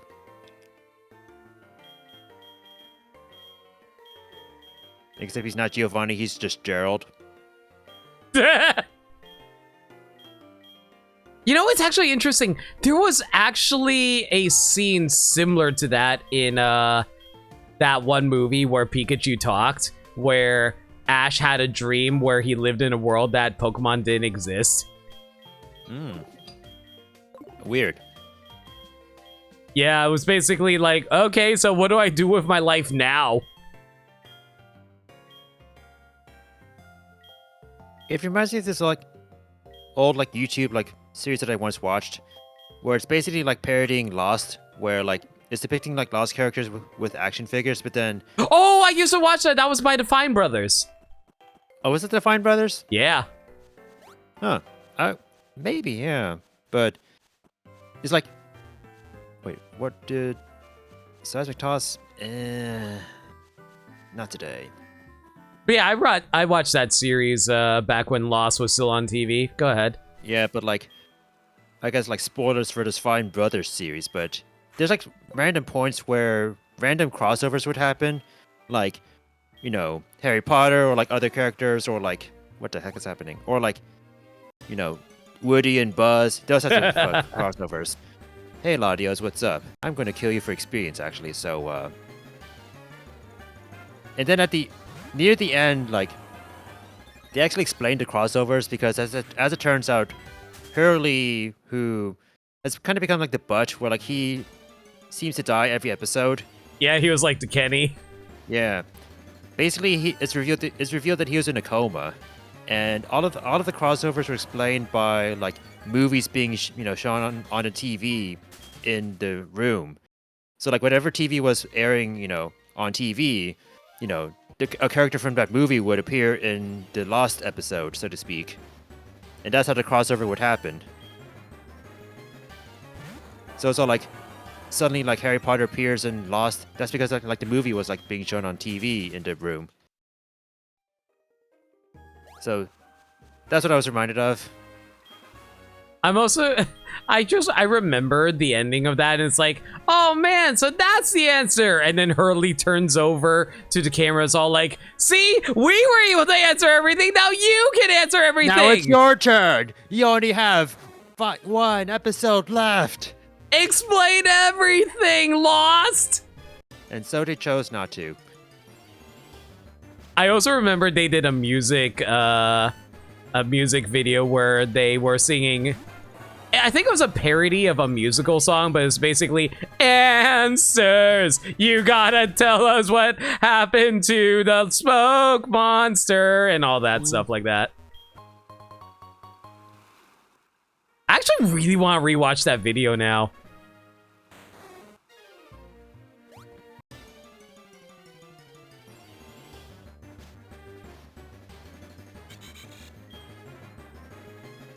Hey Max, you know who the real winner is for that episode? The writers, because they did get to decide who wins or loses. They also don't have like death threats on them this time around. Yep.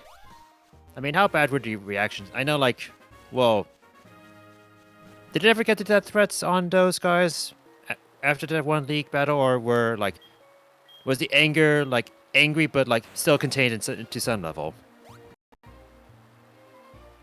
I think that was the case. Like, it was angry people, but it was contained enough, right? Yeah, I feel like they got mad at the writers for what happened in X and Y, but like I think X and Y actually handled it better than how they handled it in Gen 4.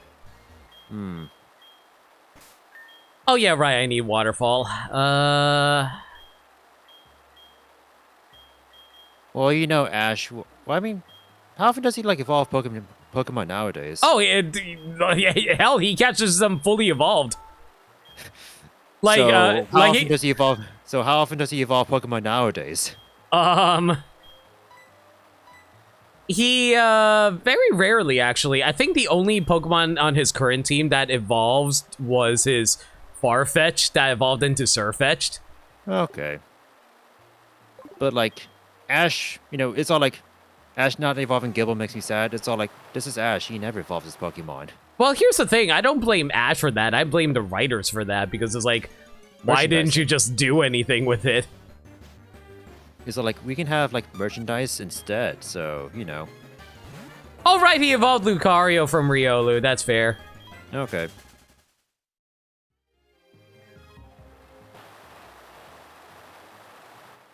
For a second, I thought like he evolved like Lucario into like its next form, and I was like, it doesn't have a next form, and then it's all like, oh no, I see. Well, I mean, to be fair, he does have a Mega Lucario. Does that count? Sure. Wait, I just realized there's a Bidoof here. Oh my god, I probably should run this Bidoof. Just so I can have a, HM slave, so I don't have to like worry about that as I'm going through Victory Road.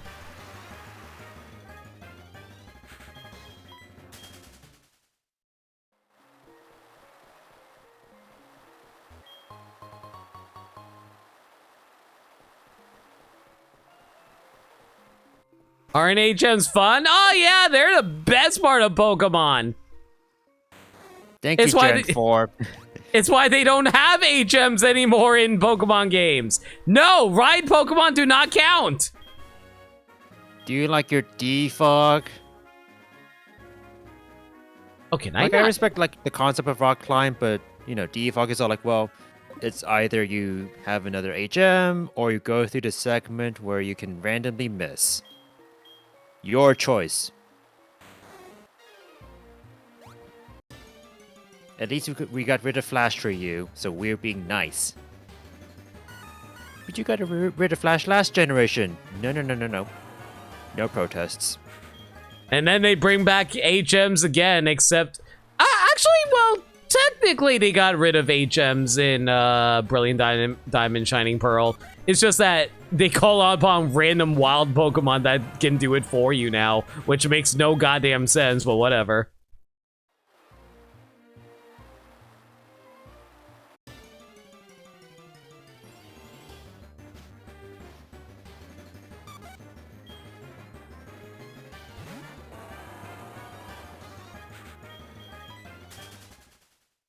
Yeah, I disagree about how HMs aren't that bad when literally every other JRPG has any traversal stuff not be locked behind, oh, this Pokemon needs to be able to know a move.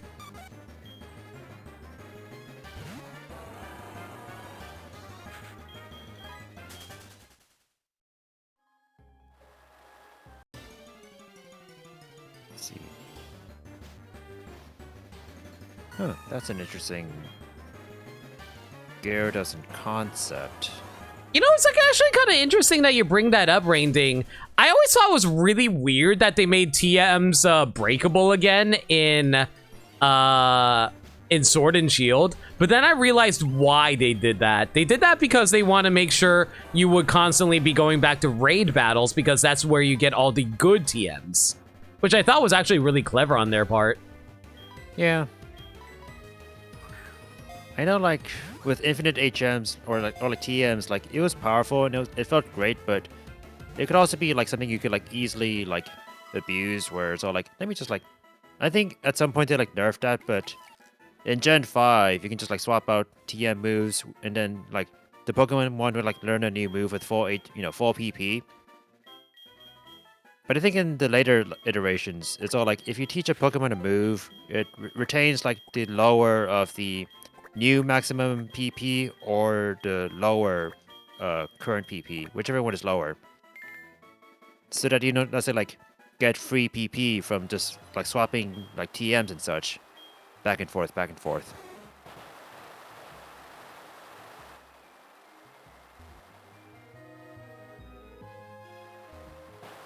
I admit I mostly did that because there's I just realized my favorite game has HMs. And when I say HMs, I mean like obstacles that you can't progress the story through unless you have the right number of characters for it.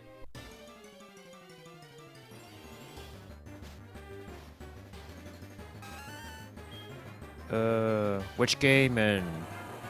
Xenoblade 2 has, you know the gacha system in Xenoblade 2? Yeah. Yeah, so there are areas where you can't progress forward unless you have the right amount of quote-unquote field skills, and those field skills are locked behind the abilities of certain Blade characters. So technically it's an HM. But since it's Xenoblade, it's fine. I see how it is. Yeah, exactly. Because it's a way more reasonable way of, you know, balancing around dumb luck. Yeah, totally. Let's go with that. So, I guess, like, not looking at your feed, I'm guessing what you did was that you caught a Bidoof and you named it Rex. I named it Xenoblade 2, actually, but close enough. Okay. Fair enough. I would have named it Rex if it was male, but it was female. I was like, okay, I'll just name you Xenoblade 2 then. Not I mean, I guess, like, you already named someone like Pyra or Mythra, right? I think I did that earlier, yeah. It's so, like, if you hadn't already, like, what have you been doing just over the past month or so? What am I doing with my life if I'm not naming all my female Pokemon Pyra and Mithra? Anyway. Like, how can you not be that predictable? Gosh. What's the best way to level you up? I only need 1 level to make this evolve, I think.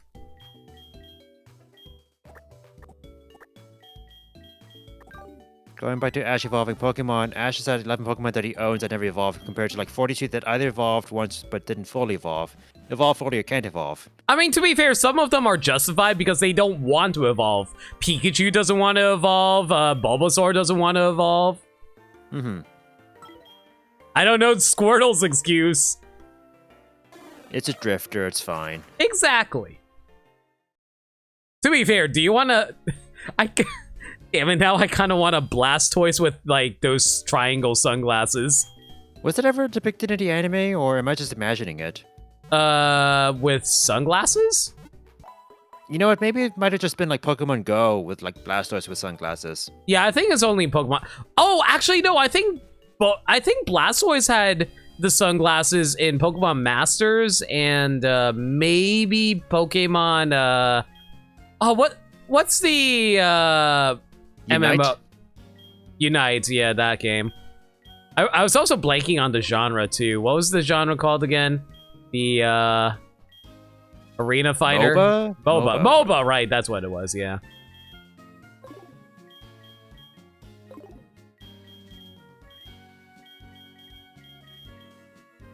Let's see, who has lower special attack between you two? I never play any MOBAs, so I always forget that genre. I mean, I know the genre exists, but I always forget what the actual genre is called. It's called having brain farts. For me, it's all like, I hear MOBA, but I also often forget like what it stands for. Massively online battle arena? Something like... No, multiplayer online battle arena, I think. I guess like the massive would come in the MMO one instead, right? Yeah, MMO is where it's massively multiplayer online.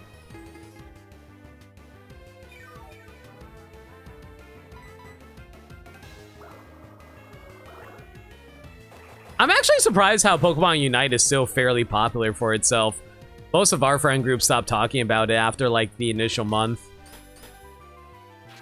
Do you know anyone who's still playing it, or? I think maybe Solid? I'm not 100% on that. I can see Solid playing it, yeah. Among the people I know, like, I know Kyon played it once. I never played it. I have it downloaded on my Switch for whatever reason, but I never actually played it. How will it take to evolve you? Jeez. This is going to take forever to evolve. Okay, fan-freaking-tastic. Which Pokemon? Bidoof. Oh, like level 20-ish or so, right? Yeah. Oh boy. Oh Rain. my god. Where's a good grinding location?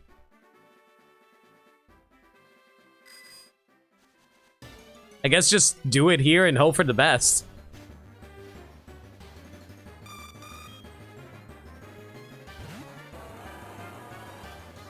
Unite also has Blastoise and Otox. I will say this, like, I like the cosmetics of Pokemon Unite, but man, I do not want to put money into that game for very obvious reasons. MOBA. Make our banks affluent. Thanks, Woot. Amazing timing on that, Woot. Oh yeah, Rowlet also ate an Everstone, so that's why Ash's Rowlet never evolved. Oh, that's a curse. It's really funny too because he also wants to evolve into Decidueye, but he's too marketable.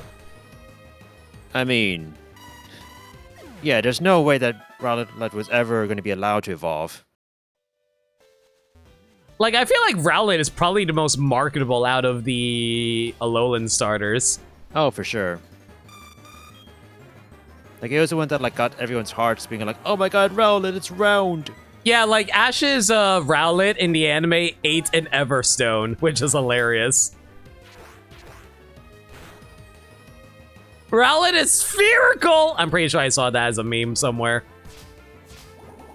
Oh, I'm sure.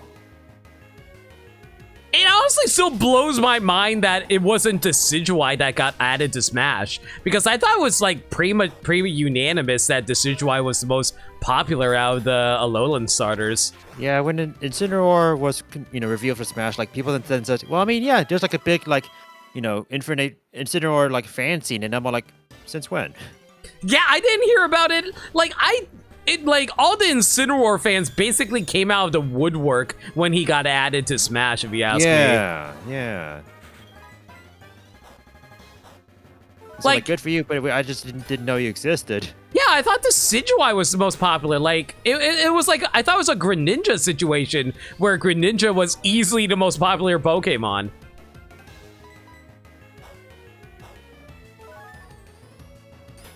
You think Decidueye was almost in Smash? Like, was it like considered for Smash at some point before someone like said no? Or? Yeah, I think Sakurai admitted in an interview it was between Incineroar and Decidueye, and he said he went with Incineroar because he thought wrestling moves. He wanted to make a wrestling character. Which, I respect it. Yeah. Decidueye is in Pokken. That is true.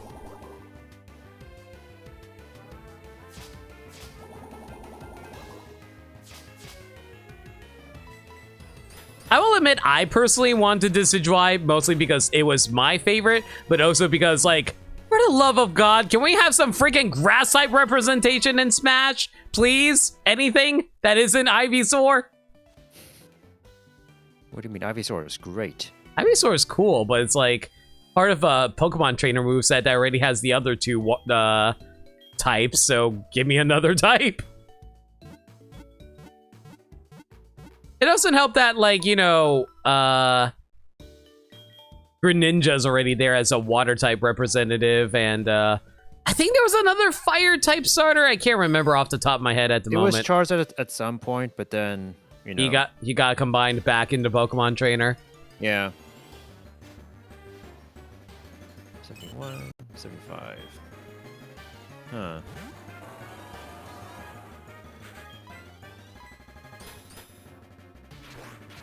Oh, so I wasn't joking when I said that Greninja is the most popular Pokemon. Back, I think it was back during 2018 or something like that. They did a poll of literally every single Pokemon for the world. And Greninja was quite literally the #1 most popular Pokemon in the entire world at the time. In the world, you said? Yeah, everyone was allowed to vote in that poll all over the world, and the #1 choice was Greninja. I think the least popular was Simisear. Oh, yeah, I remember that, yeah.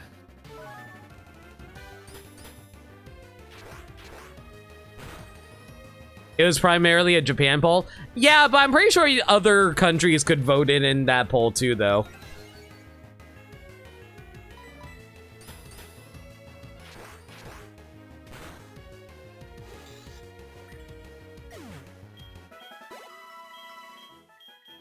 There! Okay, you're level 21. It doesn't matter what you learn. Go ahead, use Hyper Fang. I don't care. Evolve! Were you evolving Bidoof so that you can get a waterfall Pokemon? Yes. Was there anything else I could learn waterfall? I mean, there was, but I just wanted an HM slave so I didn't have to carry around Pokemon with HMs in their movesets when I go so, like, fight. keep it all contained in one Pokemon instead. Yeah, so that way I didn't have to, like, multi-carry Pokemon with HMs, yeah.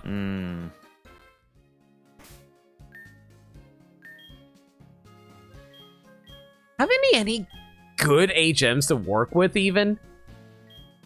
I really don't. Gross. Maybe Dragon Balls?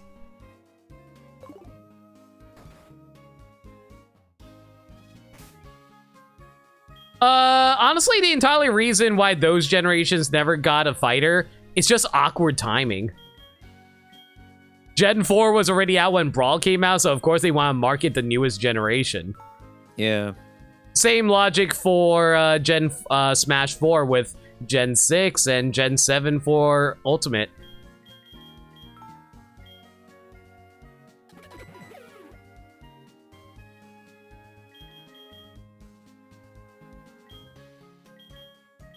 I don't think I need to teach any Pokemon Whirlpool, do I? There's like optional items on the way, but otherwise you don't need to. Alright. Oh man. Did anyone need to know Rock Smash? I'm trying to remember. I don't... There's like optional rocks in the Victory Road, that's about it. Where are you in Victory Road, by the way? I'm currently like doing like grinding, but... So, I've been doing like grinding so far, like normal speed, animations on, so... I mean, if you... I am nowhere near Victory Road. I'm also not sure if I have like the good set of Pokemon to like grind off of here. What kind of Pokemon are you fighting? I mean, there's like some good ones here and there, but there's like the occasional like Mudchops and like Tyrogues and Spheals, but then on a different floor, there's like... I think like the Pokemon is different for each floor, which actually make sense. Like, the floor that goes into like the exit has like an Arbok and, you know, Vigoroth and such, but the lower floor has like Granbull, Latios, and Empoleon, but that's also the one with like Mudchop as well.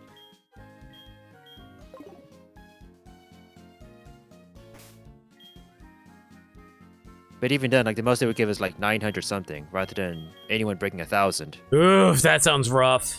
Yeah. Like not even Latios is giving like 1,000.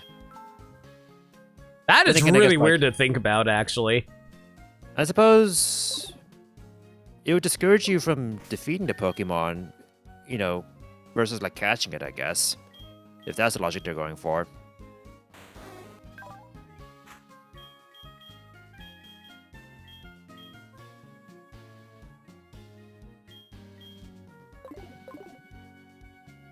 It's like at some point I wonder if it's faster to just like take on the Elite Four with like my level Pokemon and just like either like level up or just get crushed.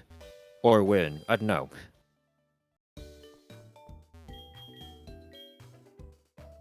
Okay, I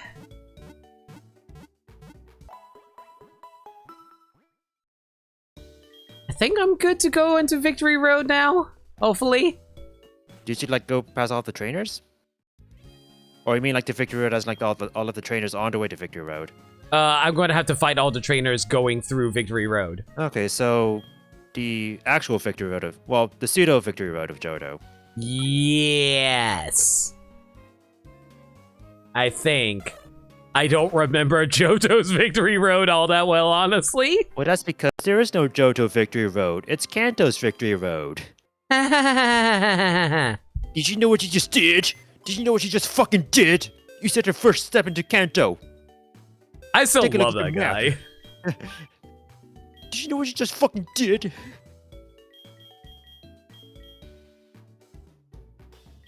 Wait a second.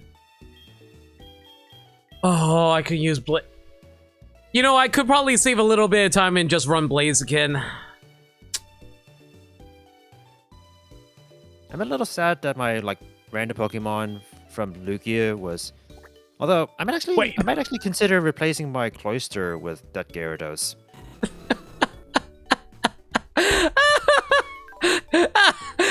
Is the Blaziken? The Blaziken's ability is heat proof. Oh, That's really funny. there's your champion.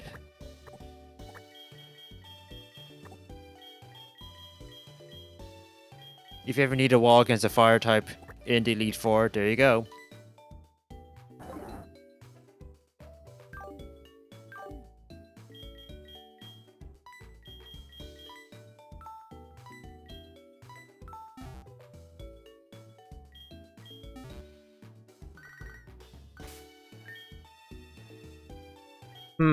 Trying to think. Is there anything I can give items to for my Pokemon? Let's see. Well, take off the XP share off of you. Give the XP share over to Newt Newt.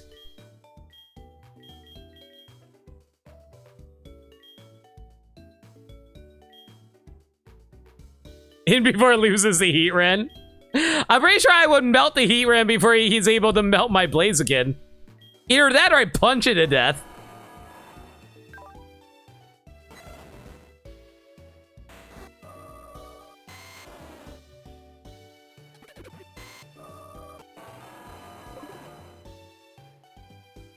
I don't have any good normal moves. I don't have any good held items. I have anything to work with here?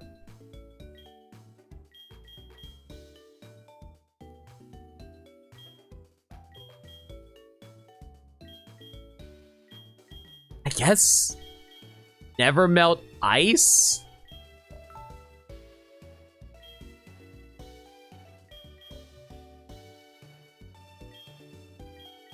Man, I have such a bad setup here.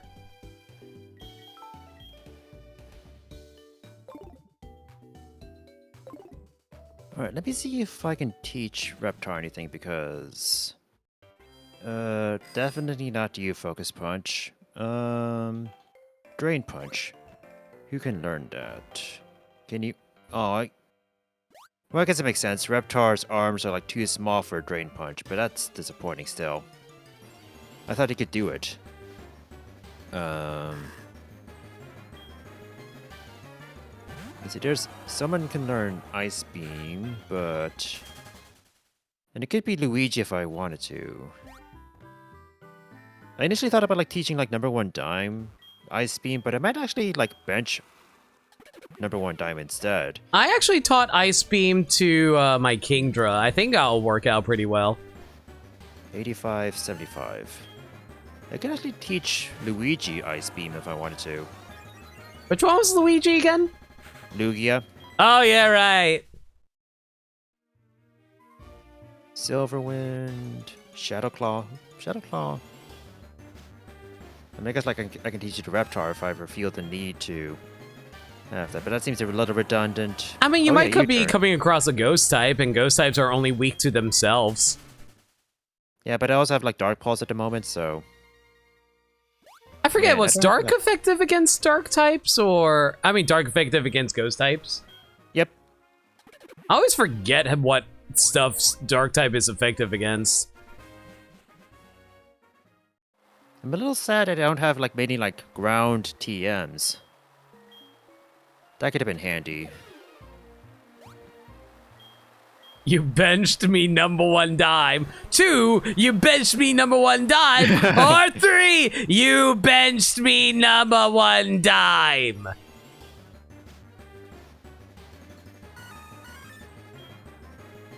I'm just thinking about all of the like ditzy like edits now of like that mixed in with Undertale as always. Mm-hmm.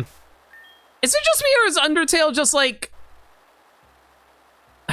Would you say Probably the answer is yes. Yeah. But go on. No, I'm just saying, like, is Undertale, like, synonymous with all of society now? Oh. I mean, it could be. Because, like, I feel like Undertale has been around for so friggin' long, everyone pretty much knows its existence at this point, right? Everyone? Well, define everyone. Everyone on the internet? Okay, fair. I was gonna say, like, you know, there are non-gamers out there in the world. And yet I still somehow find Among Us everywhere. Even in eyeballs. I still love how apparently anime crying looks like Among Us. Oh, when Undertale goes to the Pope! Oh, right, yeah. Pope Francis has the game and also Megalovania. Good on you, Pope. I wonder if he even played Undertale. Like, he was given a copy of the game, so he had the option to. He did? Pope Francis did the genocide run. Ah, I see now. This is what the young kids like.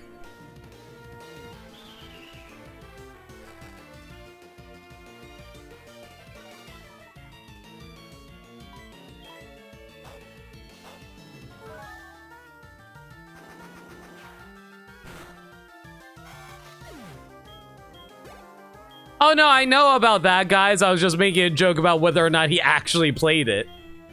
Yeah, that's why we actually just said, like, you know, like he has a copy of the game. Yeah.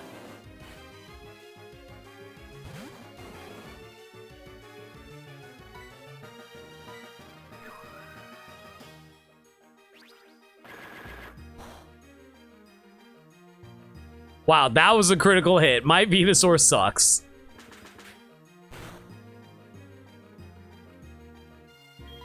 Oh, do I have anything that can deal with Pineco? Maybe you. Shouldn't give you much of an issue, right? It's only a Pineco. It's just Pineco, but it's also still pretty tanky. It could be tanky, but not as tanky as a Fortress is, at least. Theoretically. Yeah.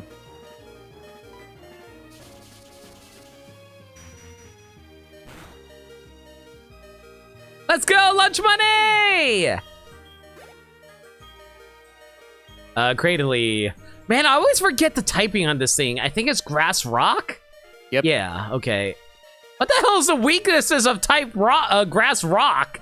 It'd be like fighting, ice, bug, steel. So all the rare types, cool. No wonder this thing is a good tank. What I remember, like, when I was, like, looking up, like, Sapphire before I played it was that... So, like, I was looking up... I was basically, like, reading a therapy guide on Pokemon Sapphire, and, you know, before I even got the game, like... But then, it's back when the game came out in Japan, so it's all, like, these Japanese names with this type, and I'm all like, okay, so one of these is going to be Rock Grass, and one of these is going to be Rock Bug. If I do a Swampert only run, there's one I need to, like, use Surf against, and one I need to use Ice Beam against. Did you remember which one you were supposed to use? By that point, I then like figured out what I then learned what the English names were. So yes. But I forget if I actually did that strat or if I actually, because I think like Gen 3 was the first time where when I played it for the first time, I actually had an actual team rather than one single Pokemon doing everything. So I think my Breloom took care of the Cradily. Or was responsible for the Cradily. Oh yeah, fighting. Well, you said fighting is a rare type? Okay, it's not rare, but like, amongst the others, it was rare. Fighting and ice are... I mean, I guess it's more like, you have to like think a little outside of the box if you want to think about... I guess like if you look at Cradily, the obvious... If you look at the types, you think either fire or water, right? Yeah, but I forget. Does rock what does rock resist now that I think about it? Actually, I think rock is actually more offensive than defensive. It resists a fair amount, like normal, flying, poison, I think.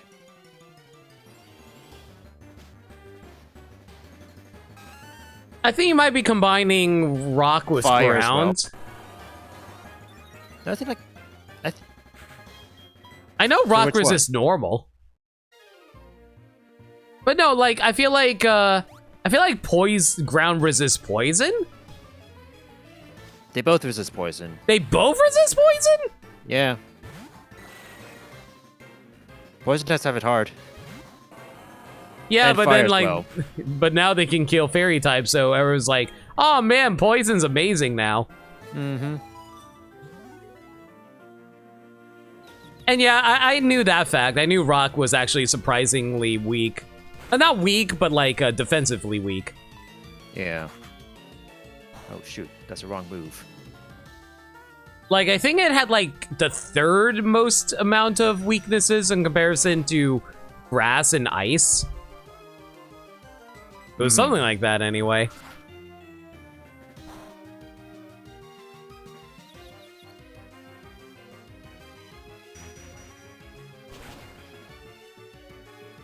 Oh, never mind. Rock has the most weaknesses along with grass. It'd be water, grass, and then fighting, steel, which was introduced in Gen 2, so that further like weakened rock. Did I say Yeah. fighting? If not, I say fighting. What else would be You there? did say fighting.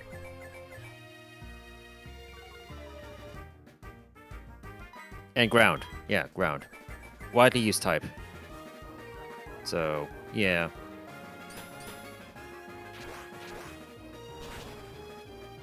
Hmm.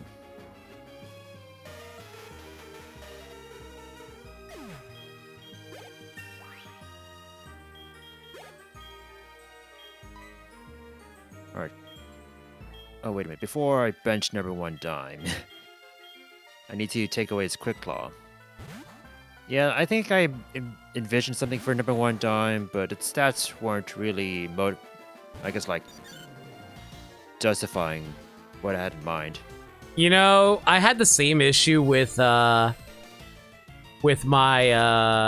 slacking. I forgot what his name is now, honestly. It's been so Wait. long. Is your slacking being benched? Yeah, I benched my slacking because I realized I ruined his moveset. Oh, what'd you do to it? I gave him too many HMs and I didn't realize how What'd far. you do? I gave him all the HMs because it was like, oh, like I can delete it later. It's fine. And I was I like, mean, you oh, can, but wait. have you been finding hard scales? I have not. So Yeah, that was somehow- the issue. Yeah, because like this is all like, hey, there's a move relearner. Oh heck yeah, we need hard scales. Oh heck no. And I didn't realize both of them were in Blackthorn. So by the time I realized that, I was like, oh, I completely ruined your moveset. I don't think I can Oh, salvage no. this. So I was Oh, like, no. so I decided to bench him in favor for the Blaziken. That's the Ho. Mm-hmm. Well, plus that saves me some grinding because he's like level 45. Oh, I see. That's what you just did then. Okay.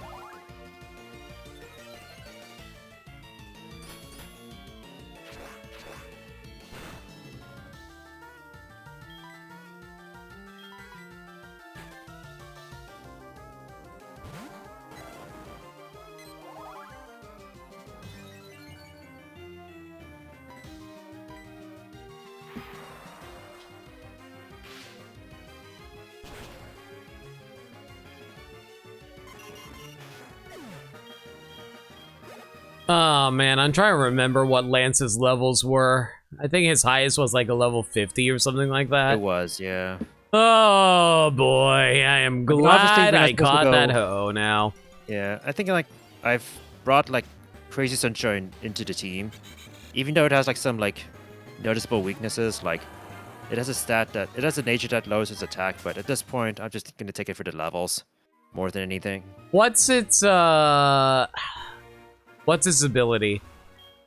Technician, but it's all like it only knows strong moves. So Technician can be handy, but I'm all like, what kind of moves would like Gyarados benefit? I mean, I feel like if you have Bite becomes like a 100 attack move, right? It becomes like 120, but I think it needs to like relearn Bite then. Yeah.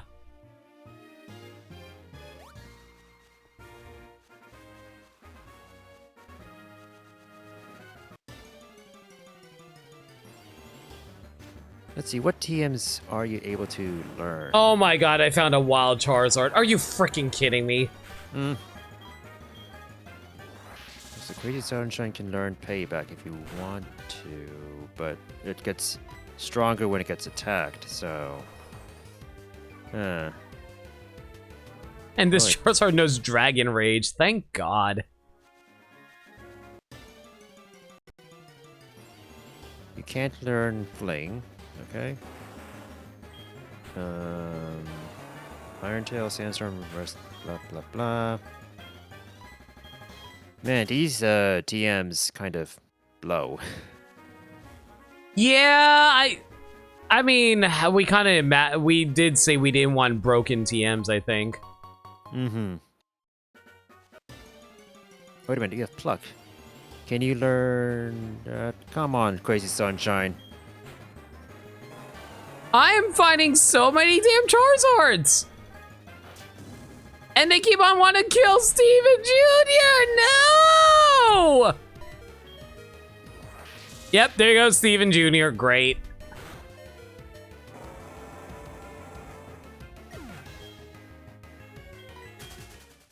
Oh, now you want to let me run away. Waters. You know, I got needlessly excited for a moment there because I thought the water sound. Oh, hey. Yo, let me give you some margin measures. Luigi stole Xeno's girl. Oh, Luigi's right here, actually. Oh my god. What happened? I thought you were building a computer. How did this happen? Yo, Xeno, thanks for the raid. I see you were doing just chatting, but I'm going to assume you also swapped to a game where Luigi steals girls, and if so, look, Luigi, we were rooting for you, but you can't just do that to your fellow brother, you know? I'm pretty sure he was just building a computer. Then what the heck did Luigi do?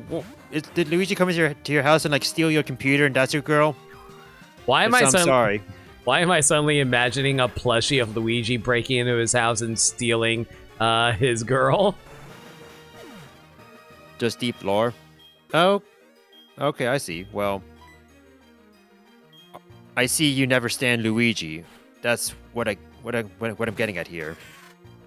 In this house, we don't stand Luigi.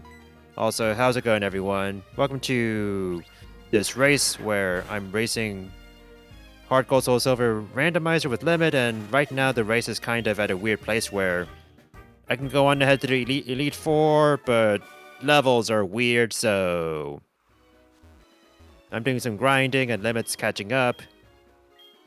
Am I catching up? I haven't even gotten to Victory Road yet. This race is getting dynamic. Like a punch? Yes.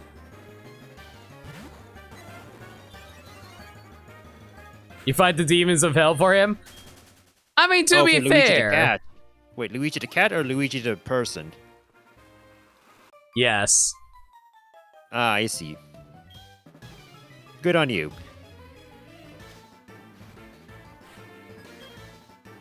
What's my favorite starter? I don't have one. Also hope you're doing well. Thanks to the raid. Did you even apply martyr measures? I did, yeah. Okay. Yeah, I was there. Oh no, Yeah. I've been invaded by fish people. Damn Hi right you there. have. Hi there, resident DK64 apologist. How's it going? Yeah. That's me. Especially since I did my 8th 101 playthrough for 8 years in a row now. Because that is the this thing. year? No. Like every Wait. year. Oh, what's up? Wait a second. Wow, that alert never came up before. Finally! Wow. Okay, also, thanks a lot for the gift subs. Much appreciated. To Solid, Led, KV, Seesaw, and Grant. Thanks a lot, dude. But I'm also excited to like finally see that alert pop up after like so many years. Okay. It never popped up after like it's all like, okay, it's random chance. It's random chance. It's just Tommy Wiseau. Well, you heard it Okay. here, everyone. Now we need to spam that alert at him. Hey Mario. Hey, Mario. All of a pizza, large pizza with anchovies. I don't think that's what he actually said. You work at Pizza Shack now? What are your question about my DK64 stuff? So wait, you said it's like your 8th playthrough this year, or? No. So every year I make a dedicated playthrough to do 101% of DK64. Mm-hmm. This is my 8th year in a row doing that. Oh, I see. And I did it as a random seed this time because you can do 101% with that. I mean, to be remember fair, who's- if you want to know who's talking, you can just look at Myo's stream. Yeah. Initially, I thought like Max was saying about like my avatar, and I'm all like, I'm the other person racing. But no, I see what you mean. And then I came in. Yeah. I do have a call roll. I probably should update that. Okay, fine, Grand Bull. Why don't you like keep on using roar like a little bitch, huh? This call. And fuck yeah, Seeking. Hold on. Oh hell yeah, Seeking, the ultimate I champion wanna of Pokemon. Watches it actually like using like horn we drill on you, and then you're like, okay, I changed my tune. I shout out to the one gold Dean in Pokemon Platinum that knows Horn Drill, and if you do like Nuzlocke, that's dangerous. It is the most dangerous thing in all of Kanto. Sinnoh. Yes. Yes. What's the difference? There we go. Because all Pokemon games are the exact same. Ah, hot take that everyone has. Ah. Everything should be Kanto because that's Gen 1 supremacy. Yeah. Alright, because like Florga's listed as resident DK64 apologist and limits server. Don't blame me for that one. You wrote that one. That's on me. I did that because, well, I am the person that. I mean, what if that's your actual name? What if your name is resident DK64 apologist? Man, my parents knew my shtick. It's in the genes. It's a genetic thing. Man, I can't believe they predicted that there was going to be a DK64.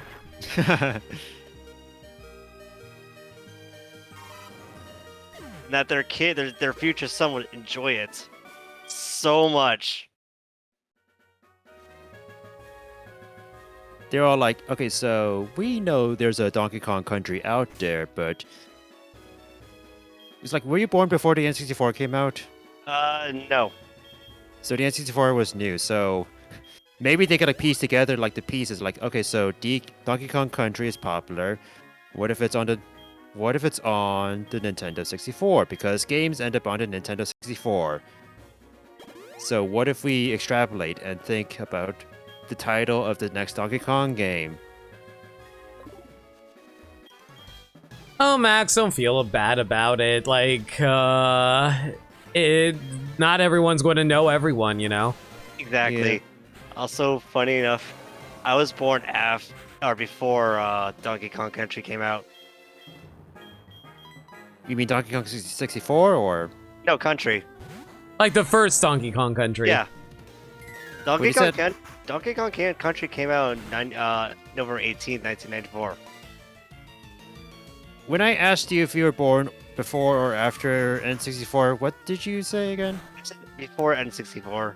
Okay, I think I misheard and thought you said after. And Yeah, that's why wasn't I it- went on that Didn't tangent. N64 come out in 95 or 96? Basically, like when DKC3 came out, that's when the N64 was out. Yeah. I don't remember when DKC3 came out, actually. Get up.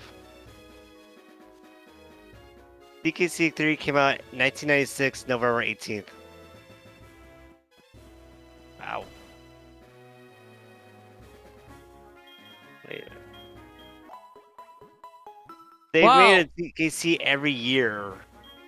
Like DKC 1 started in 94, then 95 was DKC 2, and then DKC 3 was 96. Alright, Zeno, thank you for dropping by. Have a good sweep. Thanks for dropping by. Hope to see you around again somewhere in the world.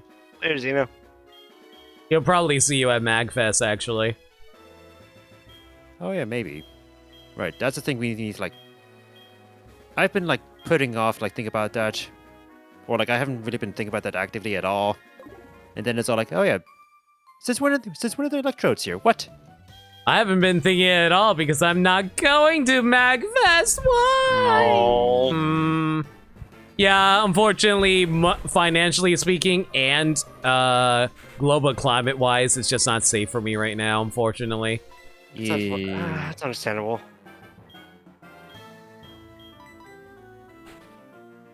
Well, Aiden, happy DKC3 day. Blah blah blah. DKC3 day. That's what I meant to say.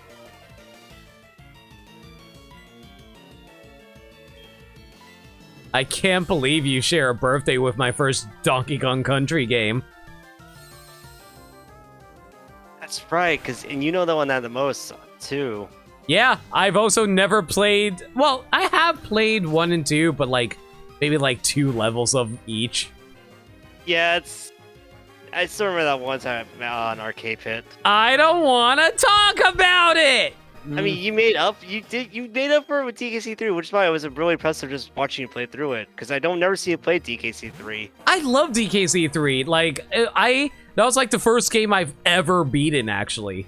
Nice.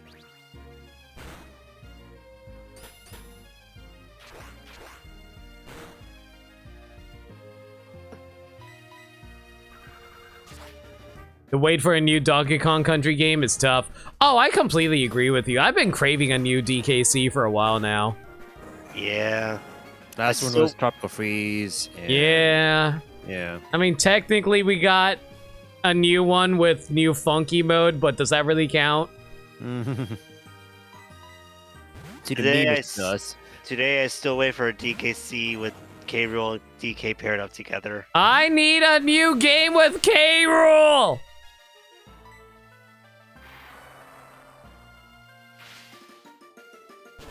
Because I accept the fact that K. Rool lives with DK and Diddy and the Treehouse rent free is canon.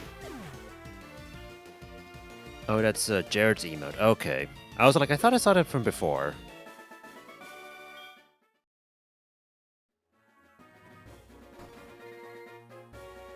Really good emote.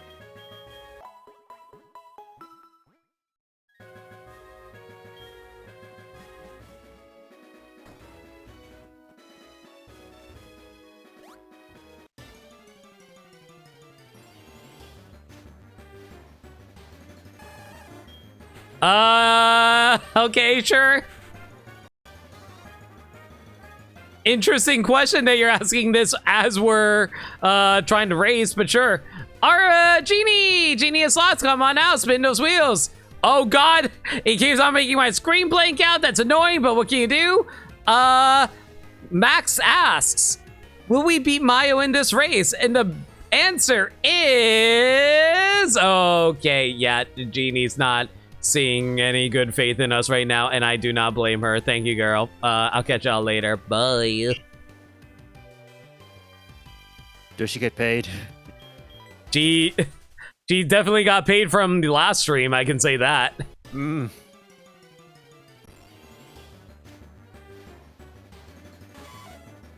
Man, I keep on finding all kinds of starters. I just found a Squirtle earlier.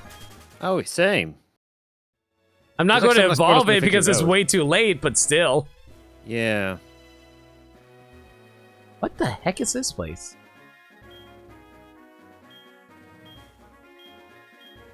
Love Monica? Oh, is that Oh! the siblings' house? Yeah, it's the siblings' house. I forgot this place existed. It's like, hey, if you haven't figured it out, here's the answers to like the locations in the game. Yeah. I did not know that house existed, to be honest. It's helpful for giving you a heads up as to where you're supposed to find all the weekday the weak siblings, yeah. Yeah. Gosh, they're strong people, okay? They may not have much, but they are strong in blood and willpower. Don't call them weak. You don't know them. You don't know their family life. You Having don't 7 of know me, hot dog man. It's like those 7 siblings were born and then their parents died and then they're like, shit, we're septuplets. How are we going to support each other? Even though I'm sure like one of them's the older one, I think. Monica might be the old one? I don't know. I think it's ordered from like whoever from Monday to Sunday is the oldest, the youngest. Yeah, I think Sunny was the youngest one, yeah. Yeah. Is that like how people differentiate order of the week, basically? Yes. Kind of, but like, I think the names were like Monica, Tuscany, Wendy? Wendy? Maybe? Arthur was Thursday. Frida was Friday. I think Santos was Saturday. You know, Oh, I with the get name it. Santos. Yeah. I get it now. And Sunny, yeah.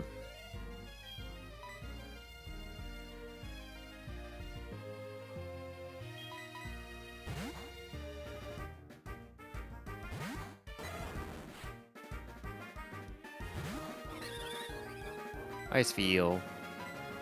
I'm kind of debating if I have strong enough Pokemon to just go in at level 40. I mean, what level are your Pokemon in general? Level 35s. Hmm.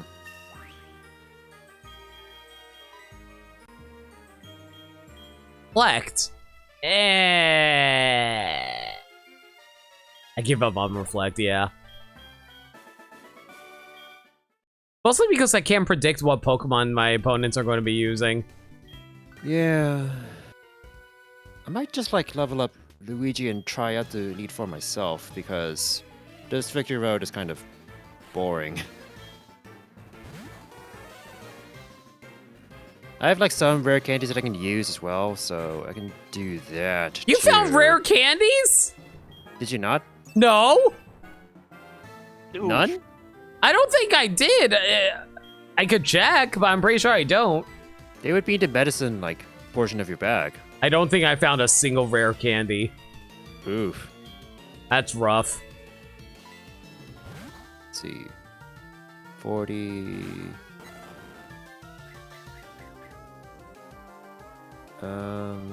Reptar should be that. Round Boy, 239. Tom Hanks, 239. Muddy Water. Do I want to do that? You're more physical, so no. You know what? Bite sucks, so I'll like do it as an alternate option just in case. Jar Jar Shinx. Now, there's like 2 more here. I'll do Round Boy and Reptar. And I think I'm also gonna consider teaching Ice Beam to Luigi then. Wait a minute. Oh, right. I forgot how we turned on the settings where like the moves had like Gen 6 onwards stats. Yep. So everything 'Cause is like stronger inherently. Except for like Ice Beam where like it goes down a little bit, but that's fine.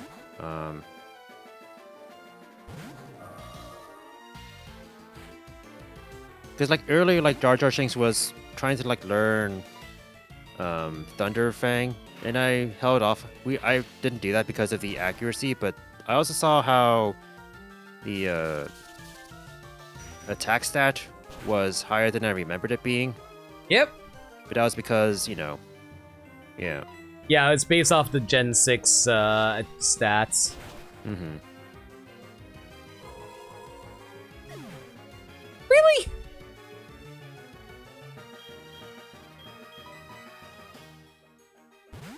Alright, let's get the heck right out of here. This Victory Road sucks. What's probably the best, considered the best Victory Road in the series? Probably Gen 3s. I was thinking that honestly. I guess it depends on like what you mean by like what is the best Victory Road. Like best one to grind in or like best like set piece Victory Road. Look, combination of the both. I guess like Gen 3's was okay too, but Yeah. and it had a good music. Gen 2's, you know, it was like famously or infamously empty. But Mine. the music was also just like only. I loved Sword and Shield's Victory Road. That is to say, non-existent. There was one for Sword and Shield. I mean, it's fine. It's not the worst thing in the world to not have one. Like, what's even the point of Victory Road? I guess one last test of Gauntlet against strong trainers, but aside from that... I mean, you kind of have that happen in like Winden, you know, the whole sequence of events, so... Yeah, exactly. That's Yeah. true. You know, I love Sword and Shield, but I really wish that they spread out the story a little bit more. They kind of Oh, throw yeah. all the story at the end. Oh God, yes. That's why I'm hoping that they learn for that from into and put that change it. Make sure it's like spread out in Scarlet and Violet. But I'm not even sure how they go because consider the fact that we had the gyms are do whatever order you want gyms, which is interesting but at the same time concerning. Because I do wonder, like, will the gym's levels scale, or be like, oh no, there's still a set order, you just can do them in any order you want. Which could lead to over leveling on gyms. Yeah. And I'm also wondering what the evil team plot is going to be like. Uh, Mm-hmm. have they even said anything about the team yet, or no? Yes, they did. It's a Team Star, I believe, right? Yeah, I'm pretty sure. I think it was Team Star, and it's being led by like a rock and roll lady. Interesting. Why am I already getting yell vibes from them? No, they're actually cool designs. I actually really like what they look like. Okay. I also like wonder like if because like the recent Pokemon games also Hair Life. I know like the recent Pokemon games have done the whole like, oh, there's 2 teams actually. No, so So- far it's just one team. That being said, though, people are theorizing that the chairwoman of the Pokemon League is going to be evil because she dresses all business-like. Yeah. But I feel like I don't think they would do Sword and Shield again.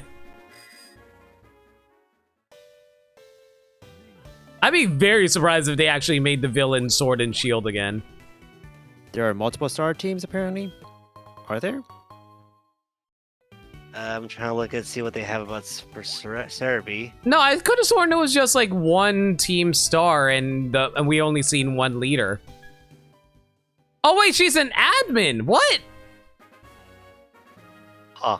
No, is she? Hang on. She is an admin. Okay. I guess I'm wrong, but I could have sworn otherwise.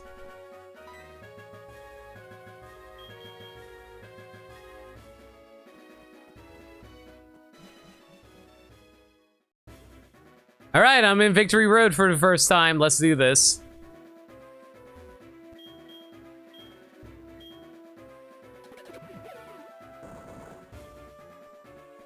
Xenoblade 2 strength, push the boulder.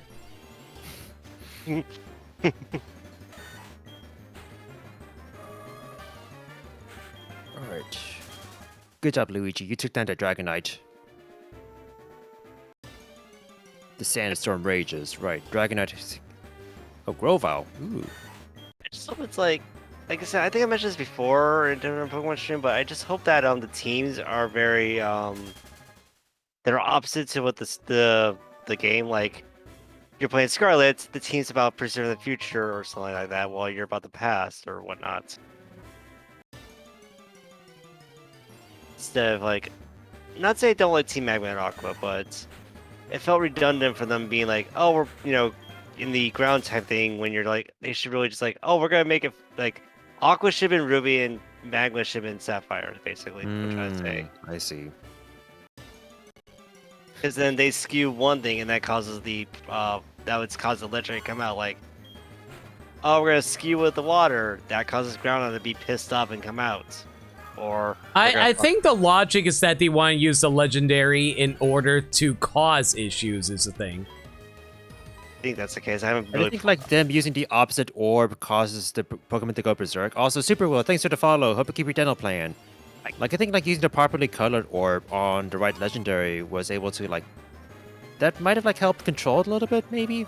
No, like absolutely. Like the whole reason they lost control of it was the fact that they used the wrong orbs. Yeah, because like it's all like you see them like using like a red orb on the blue legendary and the blue orb on the red legendary. Like fucking duh. It's honestly been a long time since I played Ruby and Sapphire. Honestly. Oh, I see. I guess like once you like play the game, you're like duh. But then when you like haven't played, it's like a little detail. Yeah. You just remember like team tries to like do legendary and then they like lose control. Okay, so Koga is Pansy. But Pansy has Togekiss. Oh shit. Oh fuck. Oh god. Oh god. That's not. I Good. see you're fighting the Elite Four. I decided to just say fuck it and just try with like level 40s and one level 39. But like I have a Gyarados that's like level 45, but the typing is a bit redundant, so there's that. Oh god, Aura Sphere.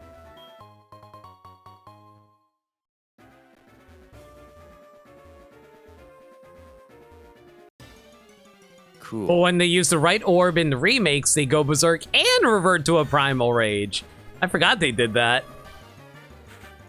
I never really finished playing Auras either, so that's good to know. Huh. I don't think the orbs are meant to work either way. I The like orbs- that interpretation, actually. The orbs are fucked. I mean, every time you try to use a man-made creation to control a Pokemon, when has it ever helped work out? Unless it's a Pokeball. Pokeballs are apparently the perfect items. So why did you just learn from that and just use a Pokeball? Yeah. Well, then again, the catch rates, so, you know. You know. Well, obviously what they should have done was steal a Master Ball, which apparently there was a Master Ball in their base, so what do I know? Oh, actually, what if the implication is that you stole the Master Ball from their base? Oh, no, that's not true, because in the remake, they just straight up give it to you. Yeah, I don't freaking know. Team Aqua and Team Magma are full of idiots. They're more idiotic than Flare at times. I don't know if I'll be real. Flare is easily my least favorite team, but I don't know if they're more stupid or less stupid than Team Magma and Team Aqua.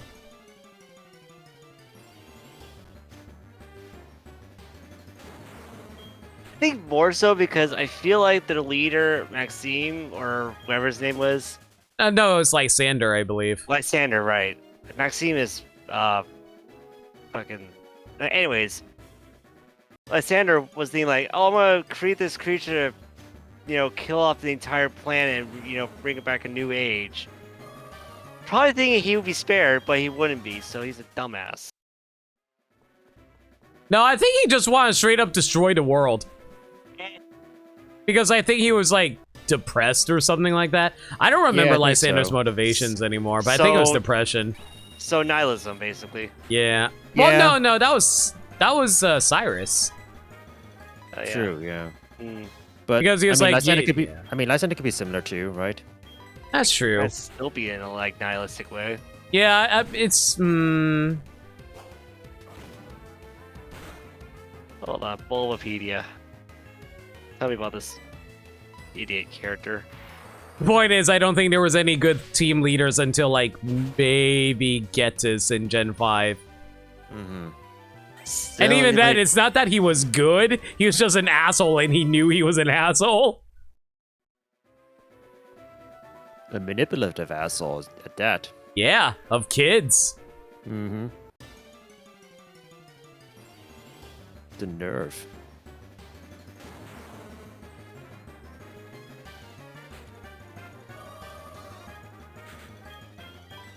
Danny still need to play Gen 5. It's probably one of the best Pokemon games. Like, both Black and Whites or just one of the two? I prefer Black and White 1, but you can definitely appreciate Black and White 2. Yeah, Black and White 2, like, I think the appeal of them is, like, more the gameplay and the Pokemon options, but Black and White 1, the storytelling and the package are, like, really solid. I'll say. Yeah. Tyrion was that.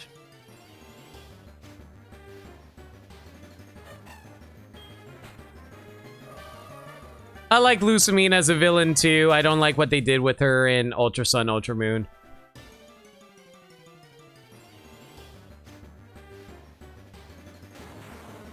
I mean, yes, there's also that Max, but I try to keep that a little on the down low.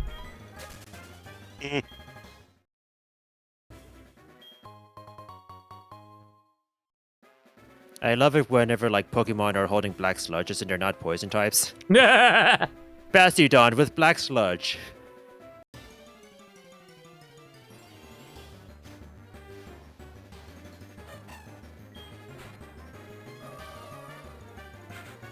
yeah, literally and figuratively, Max. I know. Oh, yeah. Yeah, definitely. You know the worst part about getting a haircut the same day is like the extra hair they fall, like the loose hair will just stick to you. Oh, yeah. I guess it's all like, you got a haircut today, you said? Yeah.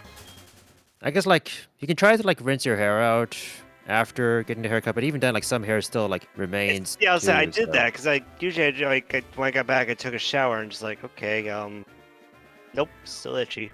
Mm-hmm. How do I hit? I will. I will. Night. Trying to figure out what was the block pushing puzzle for this again?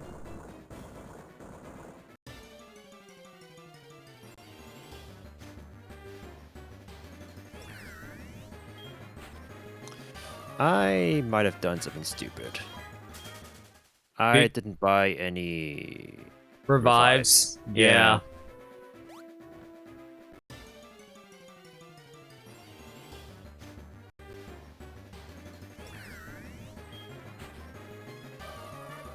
I'll say this. I think the team leader I defend the most is probably Rose. Even though I know a lot of people call him stupid. This is fine. He's just more of like misguided, honestly, in my opinion. Yeah, that's the whole thing. That's the reason I like him, because of the fact he's misguided. Yeah, because like because the biggest thing is like once you prevent the whole entire coming of the return of the days again, he's like, I fucked up. I'm turning myself in,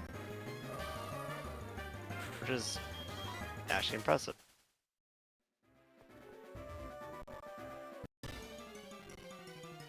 Oh man, the audio is dying on my end.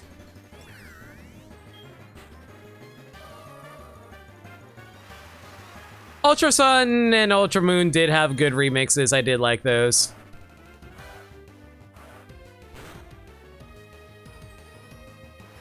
You don't really get why Rose tried to stop the player from getting Eternatus?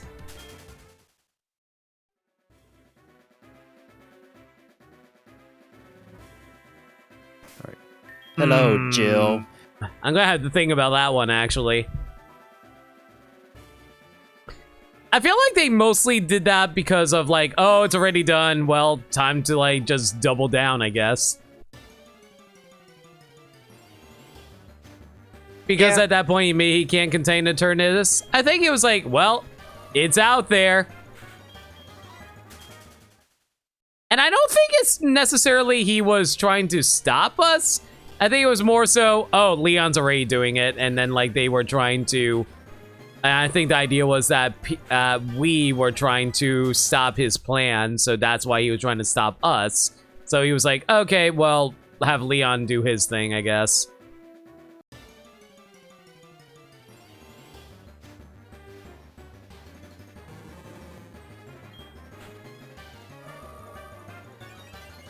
Yeah, what Max said. I think that was basically the idea behind that. I love that we can catch it and then we can then presumably just use it against Leon the next day. We can! It's the best thing ever. It's like, hey, look at this. Hey, look what I got.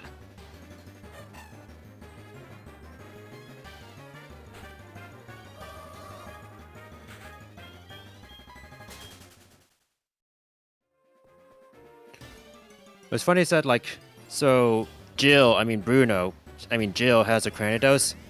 Oh, wait a minute, no, it's just a Cranidos, never mind. I was all like, yeah, I remember how, like, the Cranidos family has Trace. So I was like, okay, I was almost about to, like, bring up my Hariyama that has huge power. And then I was like, what if I don't? Thank you for the stretch. Also, Shine Knight, thanks for the follow. Hope you keep your dental plan. Oh, Woo, you say that, but honestly, I know people who do the exact same thing all the damn time, because I'm one of those people. Like, even though I know, like, oh, you can wait till later, I'm like, but we gotta fix it now! I can wait, or I can play it right now. We'll play it now. Yeah, that's basic, yeah. I don't blame Rose at all. That's something I personally do. You'll call now. I'll call now. You said you call tomorrow. Call now. I'll call him today. You'll call now. I'll call now. Oh geez, there's a Deoxys now. Stray Deoxys coming into play. No, seriously, what the fuck do I do here? I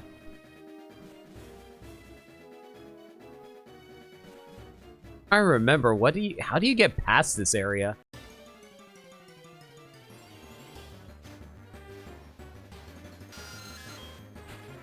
Remember to stretch, Mayo.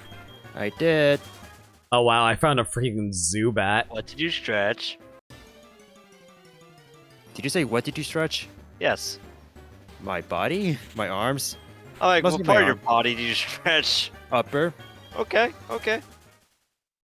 Pro Like, I don't- CDs and it's for reenactment. Yeah, it's great. Also, what's up?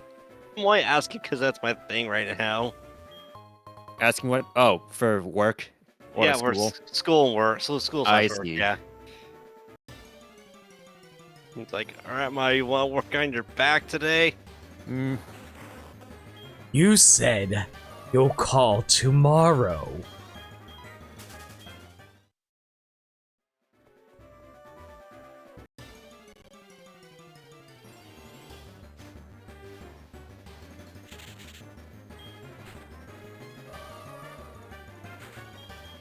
I just find it funny how like that Pro CD video happened, and then like this is apparently like the year of the Sears commercials.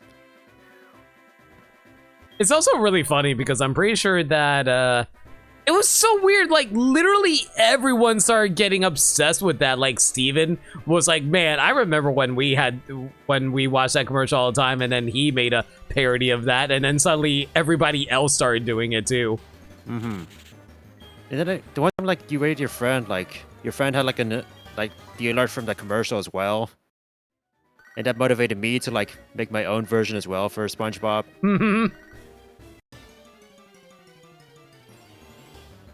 I forgot. I'm like, I can't remember how much that seeing that parodies commercial brought back memories for me. It was all over the TV, all over the shows, like our channels I watched. Remember when Sears used to be one of the major chains? Yes. That's the thing that throws me off. Oh That yeah. or like Ross. I mean, Ross is still around, but you know, it's all like not many people would like choose to go to a Ross, but you know, Sears used to be a big thing. Don't It's like make we were me like watching, tap let's the say, like sign. Sears and JCPenney, you'd see like those pretty often here and there.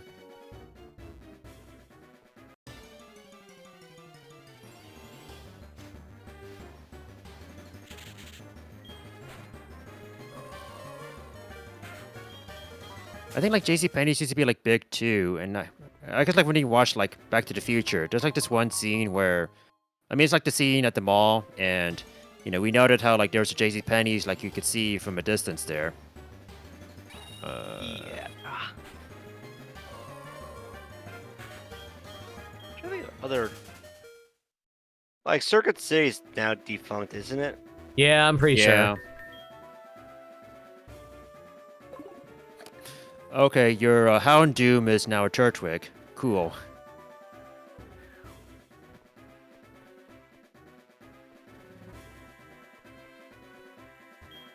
What is it now? Like Radio Shack was also like gone as well after they tried to like revive it.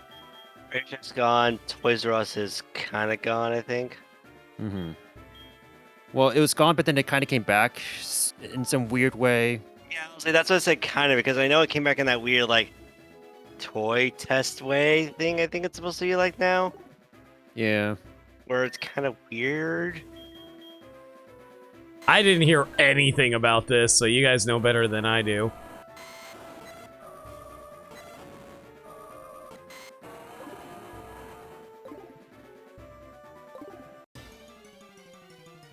Oh my god, wow, Gardevoir!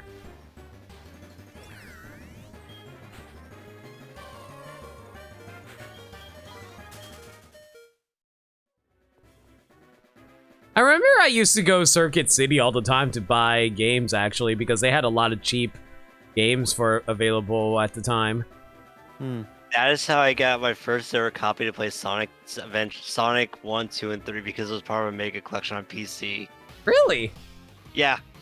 Along with that, along with like Sonic R, and then also Comic Zone and what's that other? It was another Genesis game that was like Vector Man. Oh yeah, Vector Man.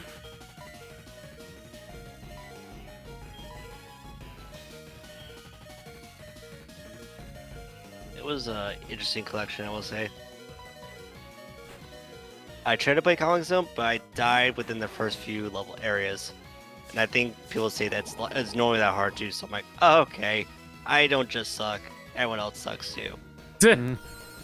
Mayo, are you grinding again or? I mean, I'm still going on with the Elite Four challenge, even though I'm very worried about me not having any more revives. But so it's just like, let's see how this goes, kind of thing. But All right. I feel like I could make it past Karen, but I don't know if I'm gonna make it through Lance. I'm worried about that, I'll say.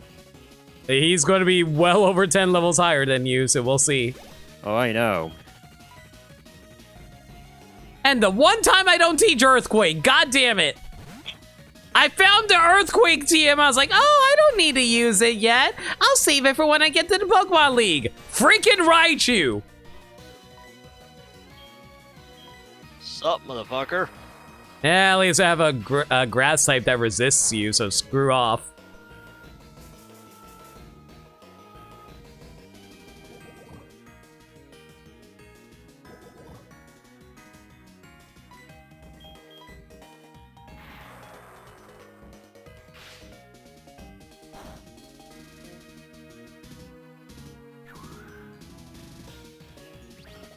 This is far from being backed into a corner, stands our Cricketot. Does Kmart still exist? No, I think they're pretty much gone. I think But if like they do exist, maybe, individual like, stores still exist though. Maybe like 1, 2, or 3 stores, I think. Okay. I'm trying to think of what exists, what doesn't now. Man, I caught a hoe earlier, and of course they threw out another hoe at me. Great.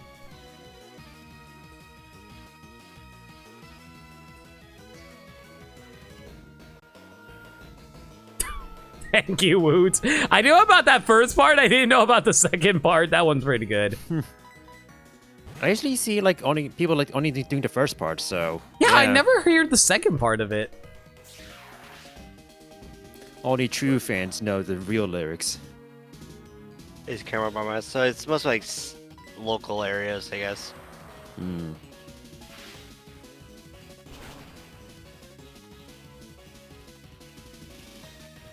I think the Kmart that I used to go to was turned into a Kohl's. God.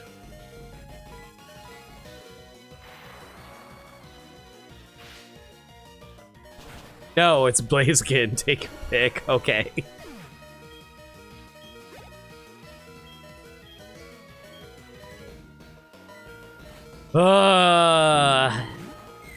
I always get Azurill and Azumarill mixed up for some reason. That's fair. They have like similar sounding names. It's mostly really, the so. Azu part. Mm-hmm. Real checkpoint malls are kind of sad now. Yeah. Like I haven't been to a mall since.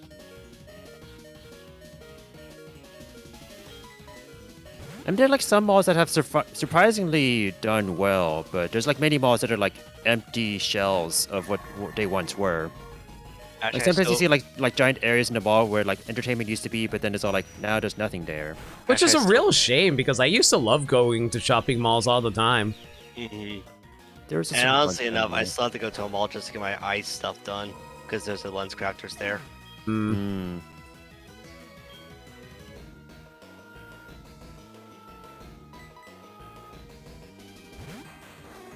Alolan Raichu is in your opinion, the best Alolan form? I don't know what my favorite Alolan form would be. Executor. That one's pretty good. Because I'm biased, but actually it did help me a lot during my Mono Ghost run. Alolan Marowak. Ooh, that's a good one. I kind of want to say Alolan Vulpix / Alolan Ninetales. Ooh, that's a good one too.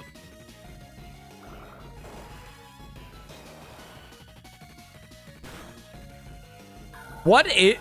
Wait, the lore for Alolan Raichu is the reason it became that way because it ate pancakes? What? So it's made out of maple syrup? You know, I've often seen like people like drawing like art of Alolan more sense Raichu now. with pancakes now, so that makes sense now. Yeah. I makes a lot of didn't know sense. I that. see it What? all the time, actually. I just thought people were like being cute. I didn't realize that was actually lore. Yeah, same. I was like, hey, Shadow, how you doing, man? Hey, Shadow. There's a whole episode that's dedicated to pancakes. What? News to me. Oh my god, yeah. I need to watch this episode now. Son of a bitch, there it is. It loves pancakes prepared with a sweet alone recipe. Some wonder whether that recipe holds the key to this Pokemon's evolution. Well, lo and behold. Son of a bitch. I mean, also one of the major things why I like the alone form of Marowak 2 is that it's the mother getting their vengeance. I'll admit, during that time period, I kind of stopped paying attention to Pokedex entries for whatever reason. And, I feel like that was probably the time period I was just, like, feeling disillusioned from streaming for whatever reason. And I just didn't feel like reading out Pokedex entries anymore. And I regret doing that because that's an amazing Pokedex entry. There were some amazing Pokédex entries, like, in, like, the later generations where, like, 6 onwards, where, like, people would go, like, what is going on? This is just unhinged here. Who wrote this? Who hurt them? Did you read the Mega Evolution entries for Pokemon in Sword, Sun and Moon? Not really, no. Like, it was like saying, oh, this Pokemon's arms literally melt in order to become scythes. I think that was like Garchomp's. Oh, jeez. And, oh yeah, and then there was like,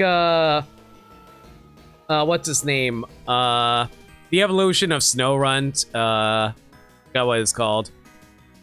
Glalie? Yeah, Mega Glalie. So Mega Glalie literally breaks his jaw in half and he just has his mouth perpetually hanging open for the rest of time. Yeah. Yeah. It's like Mulch from Artemis Fowl. Mm-hmm. Oh god, I can't wait to get to that for my Disney marathon. Oh god, it is going to be part of it. It's Disney, right? Oh yeah, it's god. a Disney movie. Yeah. Artemis Fowl, based on the book. No, it's not. Don't say those lies. Very loosely. God, I love those books as a kid too. Yep. Same. Well, I'm at the Pokemon League. Also, Alosis, for the rest of its time, it reverts back to being a normal Glalie. Does that imply that there are Mega Evolved Pokemon out in the wild that we just don't see? I think the implication is, like, if we go off the theory that the Pokedex entries are being written by the trainer, they are witnessing it happen to their own Pokemon. Okay. Wait, does that go for any Pokedex entry or just the Mega ones? Yeah. I think it's for all of them, yeah. That just makes it... So that makes it fucked up with some of them, like Drifloon. That kid has seen their Drifloon kidnap a kid. And he did nothing. Exactly. He literally watched his Drifloon steal a child to the afterlife. Oh, yeah. Do you remember how there was actually a quest in Legends Arceus where you're supposed to watch Drifloon steal kids?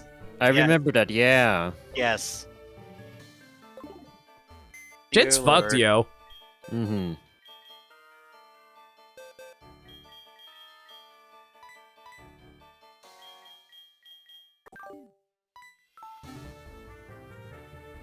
I mean, I kind of subscribe to that theory because, like, Professor Oak literally says, I need you to fill out the Pokédex.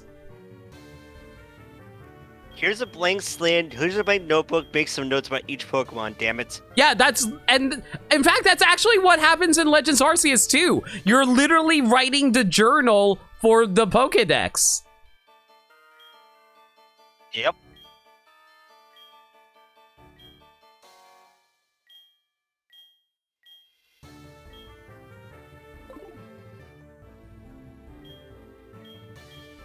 You thought the professor is doing that? I feel like a professor would know having a Pokemon that's 10 times hotter than the sun running around would be inaccurate. So I think basically what it is, like, you get a notebook, you jot down notes, you give it to the professor, and they make the Pokédex based on that. Oh, you know what? That does make sense. I take that back. But I still feel like it still involves you like researching a Pokemon with the professor because that's why you're called the Research Corps, wasn't it? Yeah, I think the note, but yeah, the notes are yours though. At least something like that, yeah. Well, why'd you hit again? Okay, so far, like, the most threatening Pokemon that Lance has had so far is Tentacruel. The others were fine-ish.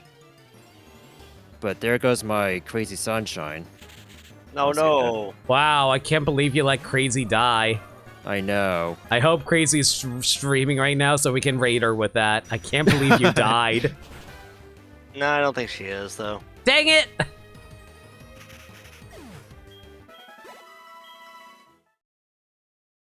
Yeah, so I looked up a random Pokemon and see like what their Arceus text, their Pokedex entry is. Mm-hmm. It literally has it in the first person because like the end of it says like sends shivers down my spine. Yep. Oh, I see. So the real question is, who is that first person? I want to assume it's like Lucas slash No, it's you mean Akari / Ray, right? yeah. Also, Caesar's posted Mega Caesar's Ultra Sun Dex entry. It stores the XX energy from Mega Evolution, so after a long time passes, its body starts to melt. Dear Lord. So I'm getting Tobias right now. Are you fighting Darkrai? Oh my god, you are. Lance has a Darkrai. Oh no!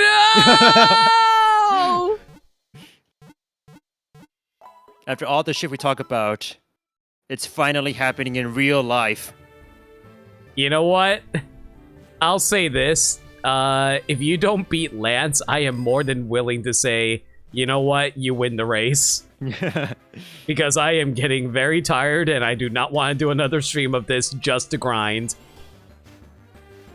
Actually, Porygon, holy crap, this is actually a good one for Arceus. It has no discernible heartbeat and does not seem to draw breath, and yet appears to function without issue. I cannot even begin to explain this other anomaly. This is a Sceptile. Did Ash's Sceptile beat the Darkrai?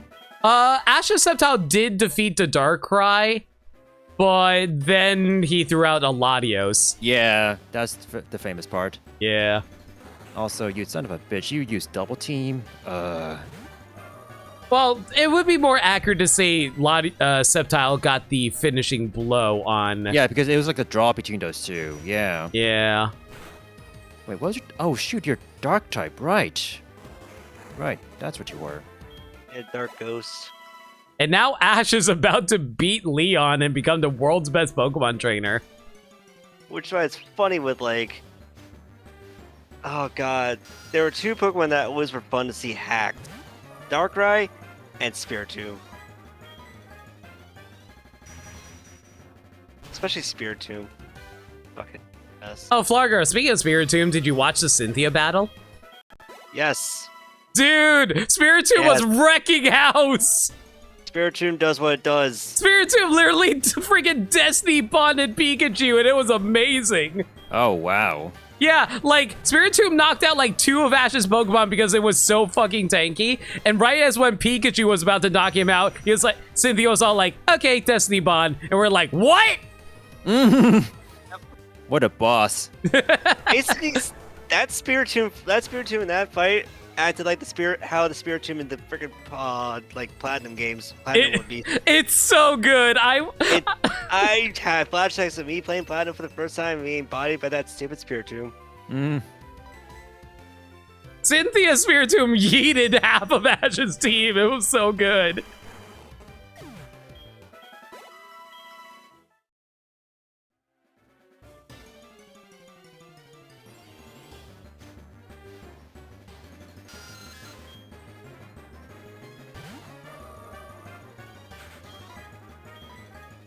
Darkrai's rude. Dude, like, it's 4 double teams is not helping at all. Wait, is he spamming double team too? What? Yeah. And Hypnosis. Well, it did, but it's not really like doing... I think like I also like made a critical error where like I mistakenly thought that Darkrai was a ghost type, so that's why I sent out my Tyranitar on it instead of like Round Boy, who would have been like the perfect Pokemon to use against Darkrai. Oh, nice, it's gone. That's so unfortunate. Well, GG. GG. I was actually like legitimately afraid because, like I said, I only had like one single revive on me the whole time. Yeah. And that got used like early on, so. You want to give it another try, or? No, I mean I just beat Lance. I mean. Oh, you beat Lance! What? Yeah, that's what I What? meant. I thought you lost! I thought you were being sarcastic when you said GG! I thought it was no. See, I was looking at Mario, but I thought you were tripping as like a sad GG. I'm like, Yeah, I thought you, Yeah, I thought that's you were what I sad thought. because I thought you were being sad because of the race. I thought you literally lost to Lance and you were like, oh, well, GG. I didn't know you meant actual GG! Dang it! game. Big, I just won by the way 5s, I guess. Well, I lost That's another hard. race, everyone! Yay! Yay! Congratulations. The quotation marks race where we clearly were racing on the same settings, yes. Congratulations. You can actually try to Elite Four yourself, because I think like what also helps is if they shuffle in like basic Pokemon into the teams, then it's actually easier to go through. Yeah, but I don't trust my luck. You know what? That's fair. You know what? Just because I want to see what Pokemon they'll have, Yeah. I'll go through it real quick. Time for the salty run back, y'all. Yeah. All right, let's see what we got. Oh yeah, no red. That would be a long race. Mm-hmm. I feel like we got our general taste of the randomizers from like the game to like Lance to himself, so I think we got our fill. This has been our randomizer team. That and the sheer bullshit of like how some people Pokemon just be bullshit, right, Limit? Yeah, you're not wrong. Also, like, it's all like we don't necessarily want to like grind up to like level 70s or so for red, so Yeah, that's a little too much effort on our parts. yeah. Lord, of what Red's team might be. That's even worse. The scary part too. Do. Alright, I forgot it's like just like random animations rather than like dancing blossoms and such. Hang on, let me share screen my my game so Flarger can see what's going on my end.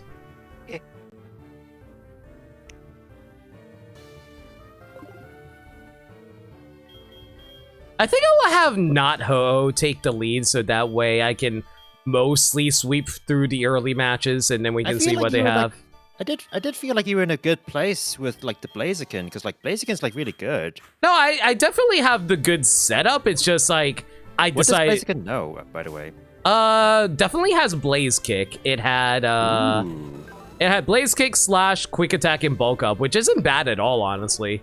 It just needed like some sort of like fighting move somewhere, but even then, that's like Slash is good, and Quick Attack is like a nice little like if you need a party move to finish something off, there you go. I say Bulko's not bad, but still. So I think like you could have had something. Maybe like it's possible that Blaziken can help you go through the entirety of the Elite Four, maybe. Theoretically, it is level 45. Yeah. Like I also like you got the good Pokemon, whereas like I got like. I mean, Crazy Sunshine serves the important purpose of acting as an HP sponge against that Tentacruel.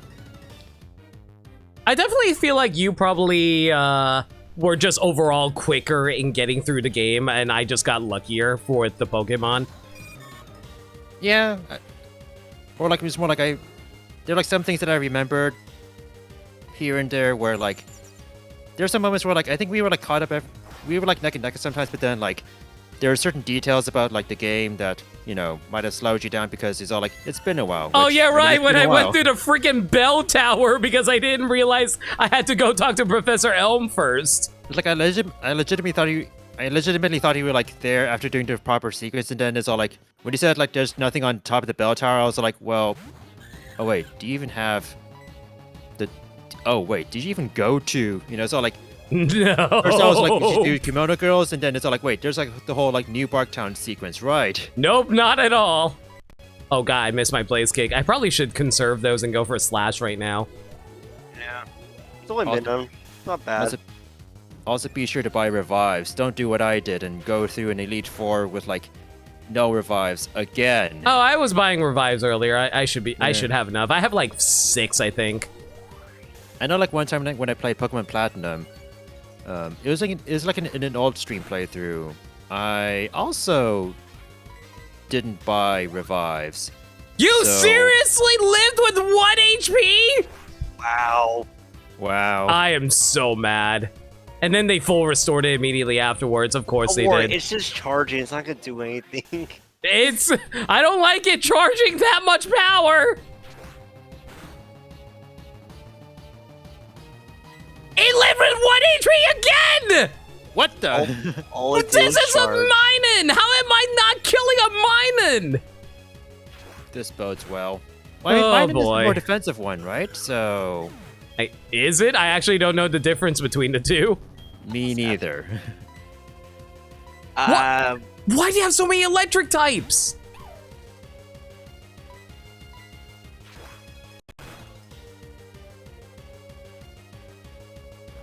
End. I mean, it's a Shinx. That's fine.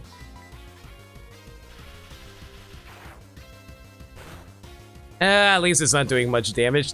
And it paralyzed me. Man. I swear my Pokemon luck is balanced out entirely by the fact that I keep on getting screwed by opponent Pokemon luck. It's funny how like I have like your like feed, and then I'm like, what if I like show the feed on my stream too? I mean, if you want, it gives you commentary to talk over. I mean, you say if you want, but I'm already doing it, so you can't stop me. You...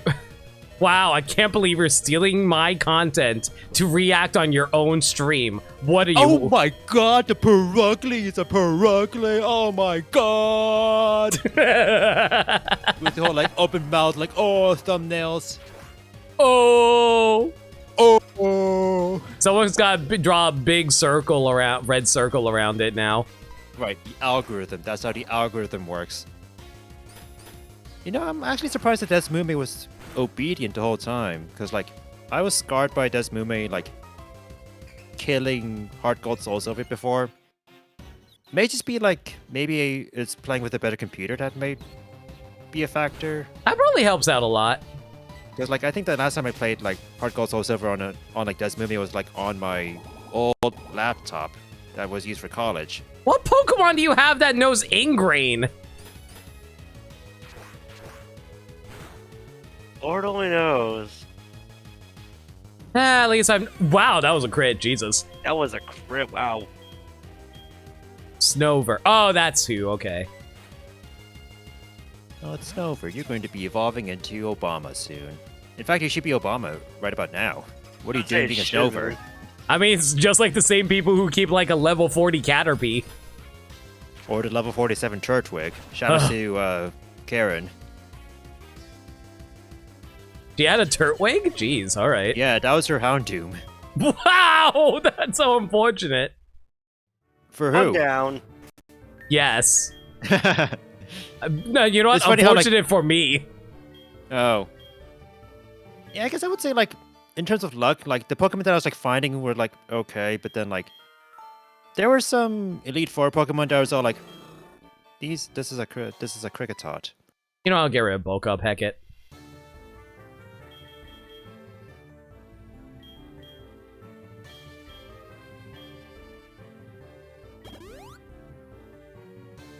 Yeah, I think, like, we were just, like, talking about, like, stuff, so I didn't really, like, do the whole, like, oh my god, it's a Kricketot, but I don't usually do that either, so... There's That's also not that. that's not your style at all. It's not any Yeah. of us, really. No, No, that's no, not I definitely think that's my style. What are you Okay, talking that is about? Definitely I Levitch. I'm just trying to be nice, but okay. It's definitely your style. Okay? Wow, I see how it is judging me for my over-the-top reactions. I get it now. All right. Our Koga's now Joe. All right, Joe, what you got for me, my man? He's a schoolgirl! Quagsire! I probably should swap out of this, actually. I don't think Ho can do this. Where'd you get Earthquake? Where'd you get Earthquake, by the way? Oh, it was inside of Victory Road. What? Yeah. Oh, man. Yeah, I got lucky with finding it there. I didn't think I would get it this playthrough.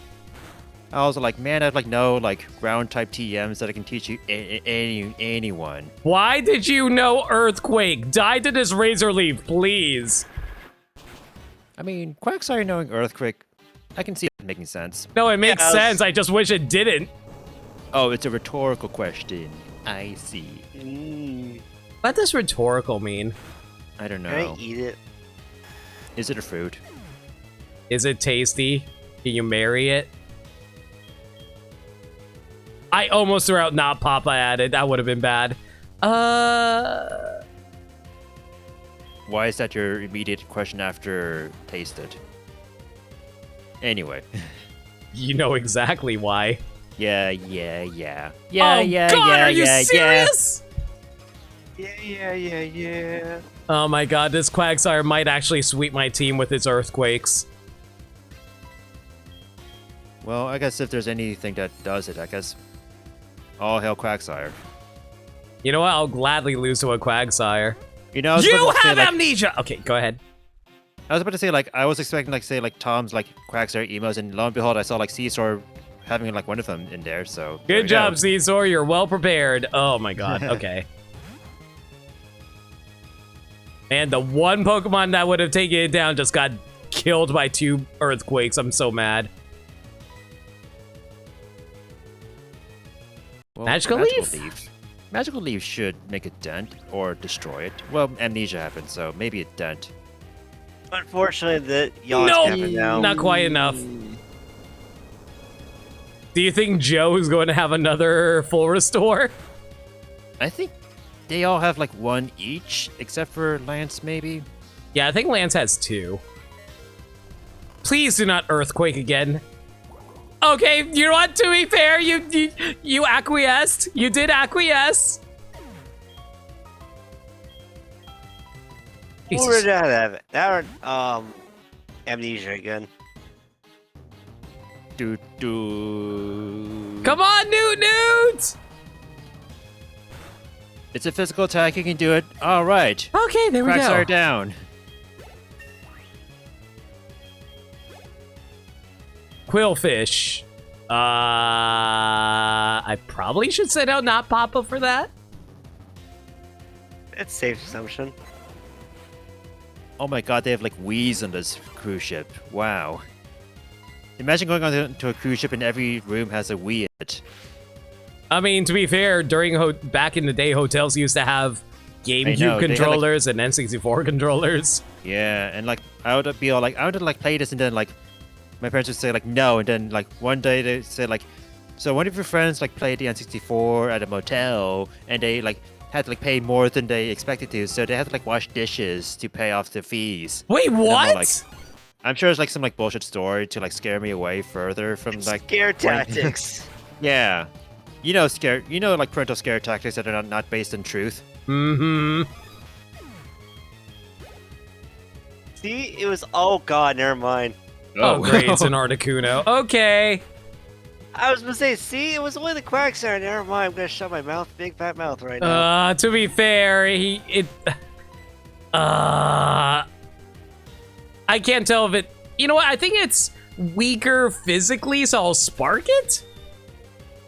I don't know what Articuno's like stat distributions are like, so Oh, that was a think that's bad the troll. choice. That was a bad choice. I'm also like, oh, that's the crow bat. Oh, I see.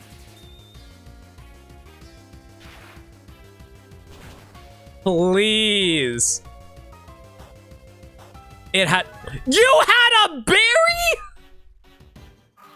It's Well, not yeah, store. it's the main Pokemon, so I guess they all have to have their citrus berries. I swear. I didn't even know they had citrus berries. It kind of feels like a Gen 4 strat onwards, I think. Where it's all like, hey, This is a main Pokemon. Man, and I'm you're just gonna have a reminded. berry. I'm just reminded of how Cynthia's Lucario in Brilliant Diamond. I'm sorry, what? Okay. Yeah, I'm just reminded how in Brilliant Diamond, Cynthia's Lucario had a ground resist move, and and her Garchomp had an ice resist move. So that was fun times. Oh, I see. Like counters for those types. Yeah. Oh, did I say move? I meant to say berries. Oh, never mind. That Yeah, they makes had more ice. sense now. Yeah, those. Like when you said like resist, I was like, you mean like counter moves? No, I meant type. I meant berries. Yeah. Well, so who? I mean, Garchomp had the ice, you said, right? And Lucario had the which type again? Garchomp had the one that blocked ice, and I think Lucario blocked ground. Well, not blocked, but resisted ground.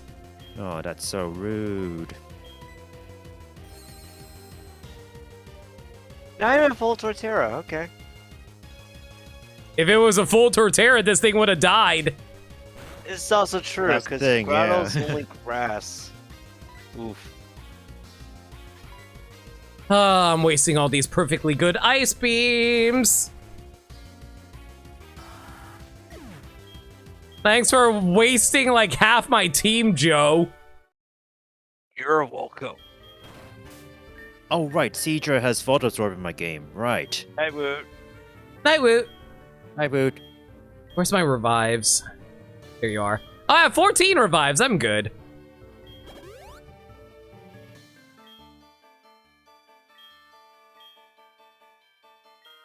Man, why is it that their HP also increase really slowly too? Oh, Gen 4. And But it's if- not even a good slow trickle down, trickled up in our HP. Like Oh, it I is do in actually have Earth rare now. candies, Like, what I actually. noticed about like Diamond and Pearl is that like even before you like do like the HP up or down, there's like a little pause that happens before the HP changes. It's a like apply potion, pause, then go up. Or it's like do attack, pause, then go down. Yeah. Ooh, Brave Bird.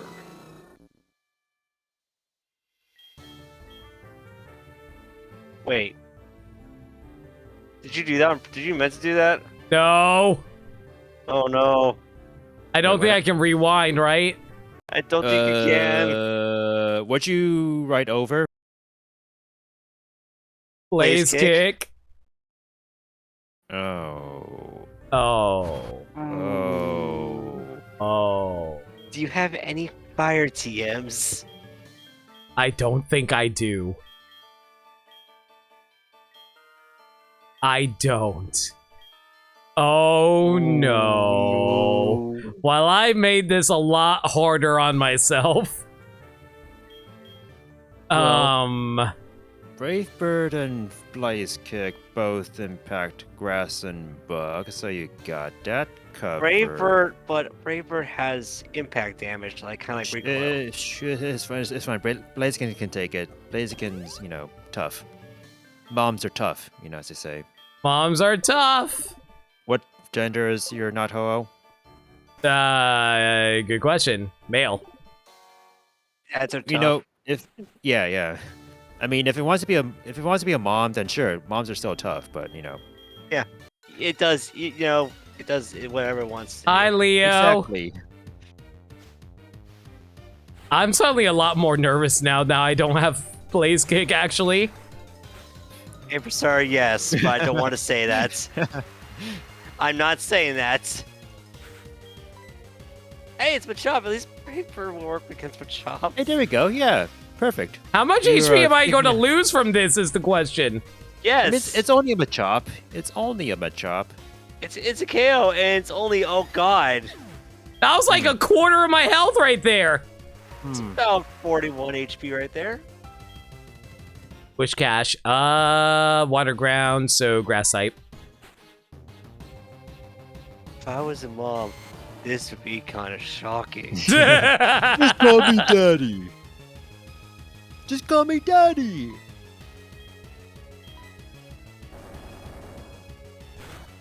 It's only 5. It's only 5. Da, da, da, da, da, da, da.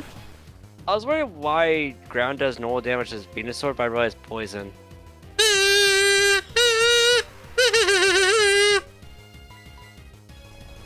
It's funny, you did warn me about that. And it still caught you off guard. I wasn't ready for Only that. only a tiny bit. Only a tiny bit. Took me a brief second to like register that happening. I wasn't expecting that, let's be honest on that one. I kind of debuted it last stream. Last Xenoblade stream or Pokemon stream? Xenoblade stream. Xenoblade. That's why I did not know that. What? Oh. I'm my. fighting because I'm fighting Tobias now. We're a few trainers early though. Oh, you know what? Our 2 games are like the 2 halves of Tobias. Yep. We split Tobias in half, and half of him is in my game, and half of him is in your game. I think my best option might be Newt Newt. Oh, finally, Also, Reptar X-Men- looks crunch. Explains why I didn't know about the kazoo because I haven't really watched your stuff. Sorry about that. No, I mean, to be fair, 1, you don't care about Xenoblade, and 2, even if you did, you want to avoid spoilers. Yeah. Well, I am gonna play 2 eventually. I'm really hoping you don't outspeed Newt Newt here. Nope, you completely outspeed Newt Newt. Goodbye! Ooh. Goodbye! So long, farewell. Avita saying goodbye. I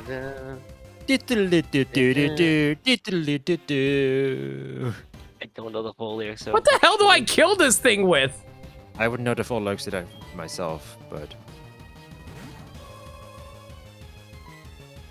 Shadow said, Ball like, maybe? That being said, Sound of Music is the only one of the only few musical movies I don't mind watching. it's always a good watch. Yeah. Sound of Music's just a good time. It Yeah. is.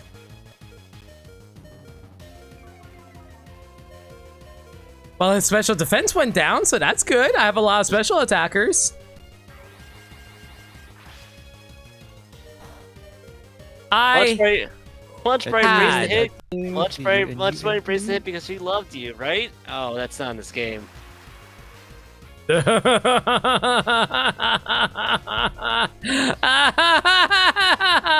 What do I do?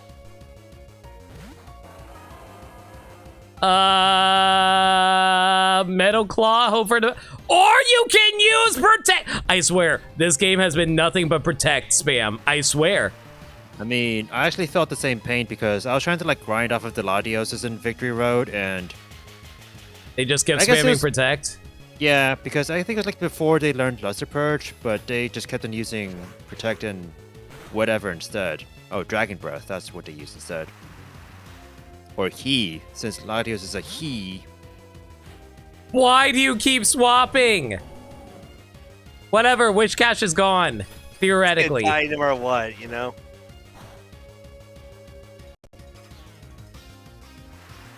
It'll die no matter what! That's why I chose not to say anything there. Flogger up! Stop jinxing me. I swear.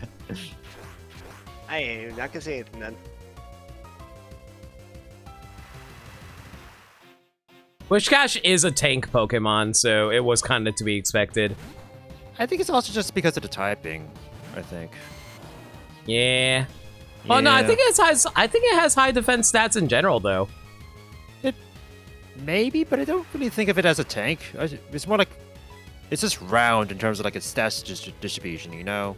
Aren't most water Pokemon usually the tanky kinds, except for like maybe I think- Gyarados and Sharpedo? Maybe it's just one of those that has like a lot of HP, like more HP than defense. Kind of one of those Pokemon, maybe. Oh my god! It might be more of an I HP missed sponge. Razor Leaf twice! My luck! Oh, gross. Isn't it supposed to be like 95%? Yes! Well, you know, that's also like the same pain you feel with Tackle, so yay. Oh my god, I'm doing no damage to this thing. You know what? This was a good run. And this... GG, Mayo. You deserve your win. Congratulations.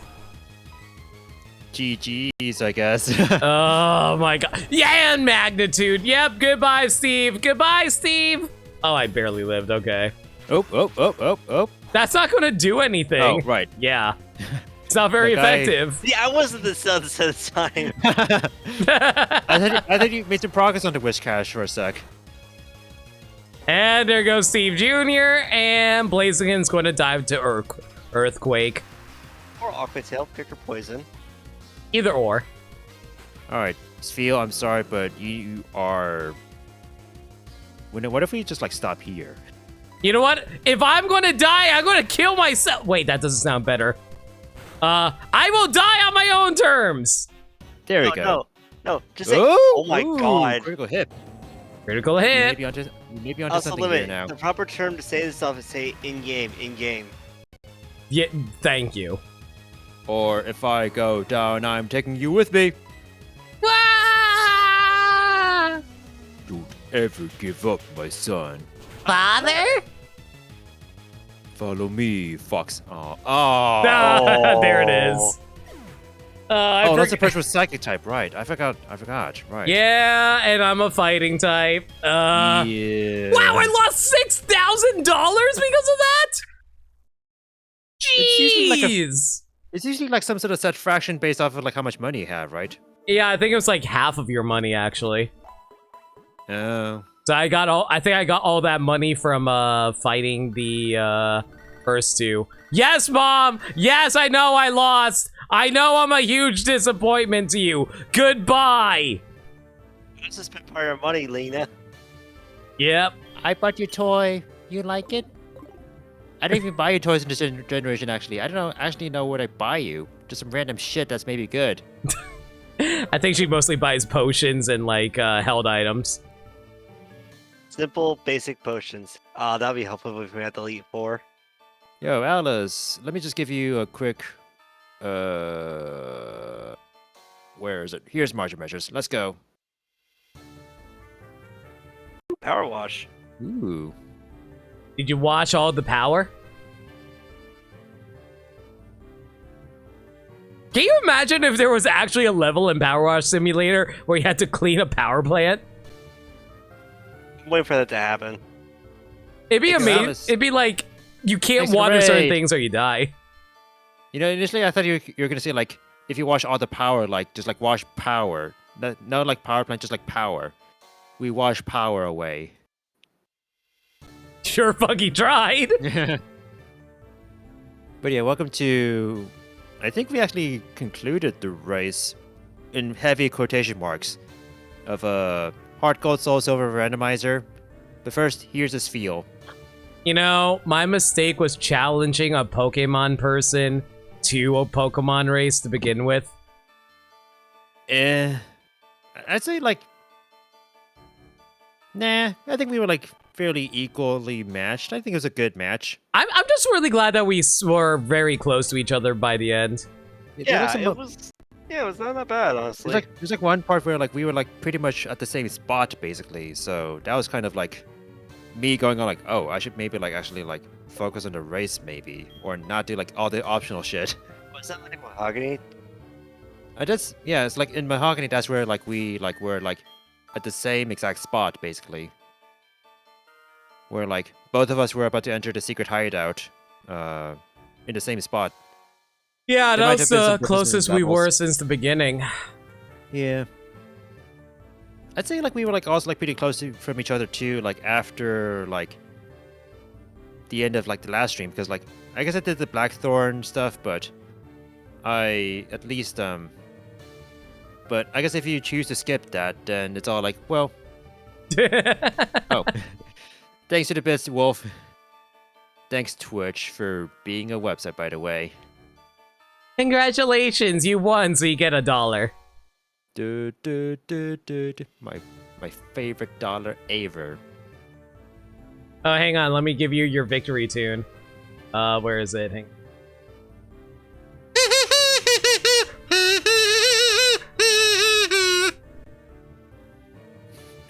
What is it based off of? It was supposed to be the victory tune for Pokemon. Oh.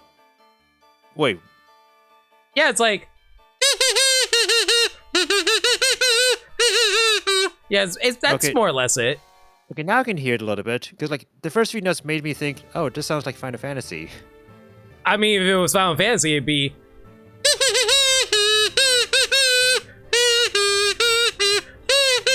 Yeah, more or less that.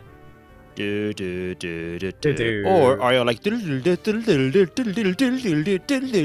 Final Fantasy VII does? As you're what Smash currently does. going through, yeah.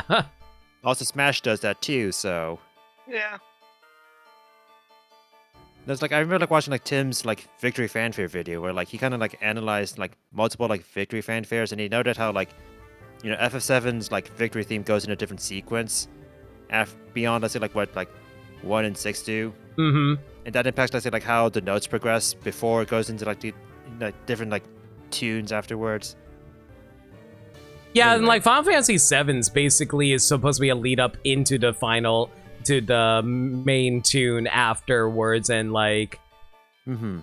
whereas the other previous Final Fantasies were more about the actual jingle itself. Yeah. So.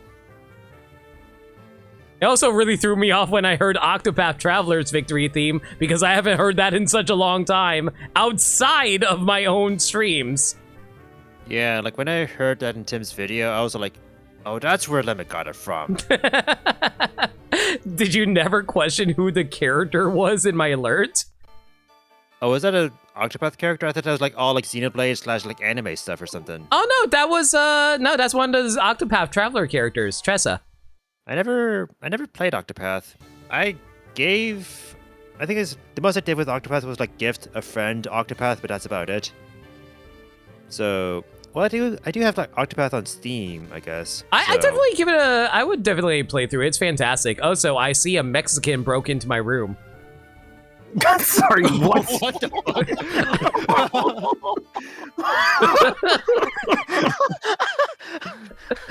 I know what I Jesus. said. Hey, senor, want to buy my tacos? You know what? I mean, sorry, not Jesus. Hey, Jesus! Man. Hello, my name is Jesus. Would you like some enchiladas? I got a dog. We got the subs. and so we get canceled. This is the end of our Twitch careers forever. Goodbye. Hey, You guys listen, on YouTube? to be fair, he can get away with doing that. Well, I mean, he can. Oh, shit.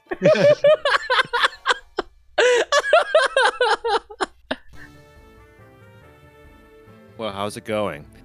He's going good, man. I was just here to talk about Teresa Cozion. The greatest character from Octopath. Okay, I'm done. Oh. I'll just say there is a reason why she is my sub alert. She's great. Her whole thing is she's a merchant. Oh, that It- brings some more context into that then. Yeah, so like one of her voice lines is for her stealing from enemies, and whenever she steals from enemies, she's like, "Thank you." She Oh, doesn't that's the voice steal of from it, okay. enemies. She asks politely. There's a difference. Therian is the thief. She is a sweet, precious girl who does not steal. She asks politely for items. There's a difference. Yeah, let's go with that. Sure. So yeah, that's where I got that from. And another fun fact, people probably don't recognize this, but the voice line for whenever I get a random number of bits that isn't tied to an alert, the line that goes, "What's yours is mine," that's from Octopath Traveler as well. That's Oh, I thought it was like Therian. I thought it was like Fire Emblem or something. It Nope. sounds like Byleth, but it's not. Which is funny because it was the same voice actor for the original Byleth voice, Chris Oh, Niosi. I said Fire Emblem, but that's still like a degree of separation close. So, huh? yeah, because he was the Chris Niosi, aka Kerbifer, was the original voice for Byleth before he got kicked out because he kept leaking roles. Oh right, yeah. Yeah. Before he blew it. Mm-hmm. Moral of the story is don't be stupid in your jobs. Yeah, please follow your NDAs. Follow the rules. Keep your jobs. Maybe a tiny bit of the demo, maybe sometime in the future. Yeah, I definitely know how that feels. It's all like, I got the game, and it's all like, maybe sometime. we'll see when, kind of thing. Yeah. I definitely recommend it. The only thing I will say is keep in mind, it is actually a pretty hard game. So don't like go into it expecting to like breeze through it or anything. I'll keep that in mind. Yeah. Well, this was fun, and I really want to thank Mayo for doing this with me because I was, for the longest time, I was thinking, man, I really want to do something with Mayo. I don't know what I'm going to do, and I was like, you know what? Pokemon. Let's do it. Thanks Pokemon. for coming up. Thanks for this idea, and thanks for inviting me since, you know, you asked me, and I was like, yeah, sure, whatever. Yeah. Yeah. And then you proceed to kick my ass in the race. Congratulations. What if it's all like, I'm just here for the ride, and then you just kicked your own ass? I mean, would it be a self-fulfilling ass kicking if I provided the means of you kicking my ass? Yes. What? I mean, self-fulfilling because because I allowed for the situation for Mayo to kick my ass. Are you saying this was scripted? This was all scripted. I'm sorry, everyone. Every single thing was pre-written. We all knew what the randomizer Pokemon were because we went through the files ahead of time. I'm sorry. Yeah, like I knew that there's gonna be a Darkrai here, and that's why he kept on talking about like Tobias so much. You know, that Darkrai fight. You know. It's called foreshadowing. You know, like Chekhov's gun and all that stuff. You know. It's all predicted. Exactly. Mm-hmm. Like look on TV tropes if you want to know like all of our tropes that we've applied to this playthrough. Watch the entire playthrough again and see all of the hints we've dropped here and there. Yeah, y'all got to make a TV tropes page for just this video series. And then do like some like video analysis on YouTube that's all like all of the crazy hints that were provided in the stream series. It was all there the entire time. And then be sure to have red circles and algorithms and arrows and like all faces. The algorithm would love that. And then draw a big circle around Maniacal because him dropping in was the big secret all along.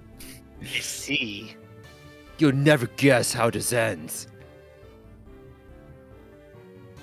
And then there's just like an arrow pointing at Lena and then the word racist question mark?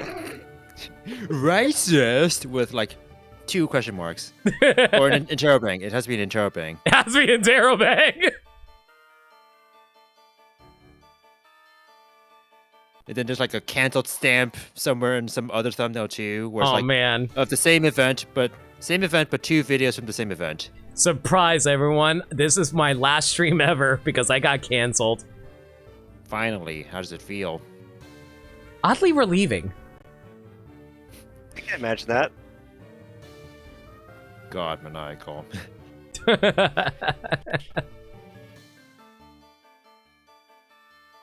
Well, I'm stuck here because I can't move past this field anymore, so I'm legally obligated to stay on the screen now on my game.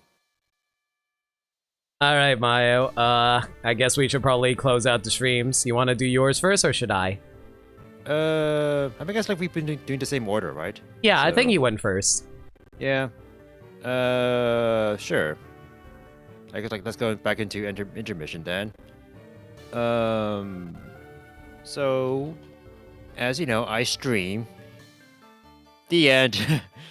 No, but I'm like also like a variety streamer, you know, streaming like whatever I'm in the mood for. And I've been doing like a stream series as of late of Final Fantasy VII. Currently about, if I'm made to like make some guesstimate, I guess I'm 1/3 of the way through the game. This is the original Final Fantasy VII, not the remake. So if you're interested in that or other sorts of things, you can like check out my Discord server to see updates or like drop a follow on Twitch or Twitter. And if you want to like join the Discord server, you also get to like hang out with some cool folks who are like, you know, fun shit posters. You know, we like share music, we play Wordle and Wordle related games, and we've had like I hosted a movie night like some weeks ago. I think it was like 2 weeks ago when I got my booster shot. And we watched Back to the Future, and I might be in the mood to like show like other movies of that kind of like maybe like Indiana Jones, maybe. And then like someone's gonna be like, "Oh, I've always wanted to watch Indiana Jones," and then they never show up in Michael. I mean, What do you call Mio for? Wow. anyway, so fun times in my server, if you want. So yeah, that's been me. I've been to Talking Ampharos, I think. Go follow Mayo. He good dude. Oh, that shadow thing, right? I forgot Forgot the new Twitch feature, right? I personally just do both nowadays. Yeah. Anyway. Well, that's it for me. Yep. Yeah. Hi everyone. For people who don't know me, I'm No Limit. I'm a blind variety streamer who plays through games they've never played before. Hence blind. No, sadly, my eyesight still works. I currently am going through Xenoblade Chronicles 3, and the next stream of that will actually be tomorrow night. If there's any changes to the schedule, though, y'all can follow me at NoLimit42, where I post stream updates and general shenanigans. Alternatively, y'all can hit up the Discord server where we talk about anything and everything. We're a very friendly bunch there. We're always welcome to any new faces. We also do movie nights every single Monday night at 7 p.m. Eastern Standard. We're currently going through all of the live-action Disney movies. Why am I going through all the live-action Disney movies? Because I'm a Disney idiot who watches all the other Disney movies. And I was like, fuck it, might as well watch these anyway. The next two we're watching are actually really interesting. First movie is Herbie Goes Bananas, which is the fourth Herbie movie. Yeah, I was surprised how many Herbie movies there were. But the second one is Sky High. No, not Sky High. and the other movie this Monday is going to be Disney's Popeye. For people who don't know about that movie, that is Robin Williams' first theatrical movie. Really? What? Yeah, Robin Williams plays Popeye. Huh. He actually does a so like- really good job doing it too. So this is his first theatrical, right? Like, so this would be like after Mork and Mindy, right? Yes. Okay. Yeah. Huh.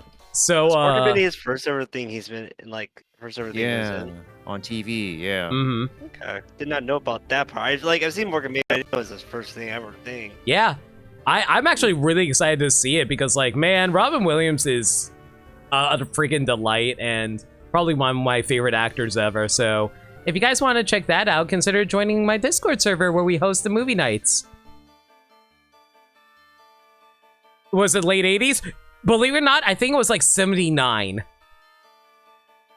But yeah, that's about it for now. Mayo, thank you for joining me Thanks on this for race. having me here. Yeah. Yeah, thanks for having me here, and thanks for the invite, and thanks for this. Hope we all got to have fun together. Mm-hmm. Hope our two chats are now one big family, right?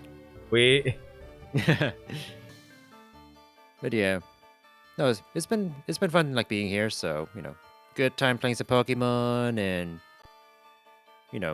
playing Pokemon with friends. Good Good times. times had by all. I'm pooped. Just hanging out. Hanging out with Hanging the out with the family. family. They don't Gonna know have that a from- party. Party. Birdemic. All right. Was that Birdemic? It was Birdemic. Birdemic. God, I don't remember that. I don't remember that part. Yeah, I was like, it was one of the best scenes of Birdemic before the birds came. It was literally the scene before the birds attacked. See, my favorite part about Birdemic is everything before the actual birds, because that movie is so fun with how awful the acting was. I was having such a good time with it. And then it got to birds. I'm like, well, this isn't as fun anymore. oh God, I feel birds, like- why are they here? I feel like there are still good moments after the birds attack. Like, oh, I think I hear a mountain lion. You should get out of here. Oh yeah. Anyway. Oh, there's so many driving scenes in that movie, Rain Ding. Yeah. So like this is an environmental movie. Let's also spend a lot of time using gas. Right? Didn't even think about that, but you're right. It's even better. It's like, oh man, we're about to be attacked by birds that explode on us. Okay, but we need to stop and then like take a pee or something like that. Wow, what an interesting movie I just saw. A Horrible Truth, or whatever the fuck the movie was called. Inconvenient Truth. Inconvenient Truth. That's what it was. Thank you. Man, that was a great movie. An Inconvenient Truth. It's so forced. So for movie nights, we did watch Birdemic once 2 years ago. So I still sometimes remember. we watch those kinds of movies. And you also went through the Spider-Man trilogy. The Did first we? two. Well, I the never got. first two. I never got to third the one. third one. I yet. could have sworn you did 3. I think I was like meaning to, but then, I was just all like, let me just like take a break first, and then afterwards it was Back to the Future. But that was all like months later, so Mm-hmm. yeah. Oh, Rainding Riff Tracks is fantastic. I love all their riffs. Oh yes. It was great, like when they did like live events where you'd be able to go to the theater and watch them do a live road tracks. That was fun. Yeah. All right. Do we have a raid target? I have like one potential one, maybe like some other potential ones, but one is like a good one to go for, perhaps. I kept on hoping that Crazy went live while we were stalling. Today's not her days that she would be live anyways. Oh well. Mm. All right. Who should we go for? Or I think I have like a solid like idea for like who we can go for, but do we have any ideas for raid next list? Got nobody. Gee, I wonder who you're talking about. Do we have any ideas for raid messages though? That's going to be the harder part, maybe. Mexican wandered into my room. That one. Yeah, let's That's not. if you're raiding. I Hey, feel man, like friends, you can get they away would with it. actually appreciate that joke, but let's not. I think like they alone would appreciate it, but I'm not sure if like everyone else in the chat would, would get in on that. Nah, so. let's not. Yeah, it's safe to not use that one. Not ho-oh. What else is there? Chicken downgrade. I wonder if like reading about Crazy Sunshine would like still like be funny in Solace chat. Like, did you know Tobias is in this game? You know what? I'm good with that one. Did you know Tobias is in this game? Yeah, I kind of like that. All right, that's gonna be. I love just how much of a fucking like infamous trainer Tobias is, and he was just in like 1 or 2 episodes. That's all I need. That's all he needs. It really is. All right. So we're gonna be rating Solid Plasma, who's also going through a Pokemon randomizer. It's a randomizer of X and Y. Yep. Interesting choice. I think he's actually at the Elite Four, so it's definitely before the champion, so there's like some time of game footage remaining, so it's all good. But yeah, thanks for hanging out, everyone. Thanks for, being here in general. Thanks for being you. Everyone, stay safe, take care of yourselves, and remember, love always. Thank you all for being here. Take care and have a good life. We'll see you again soon. Bye. Bye.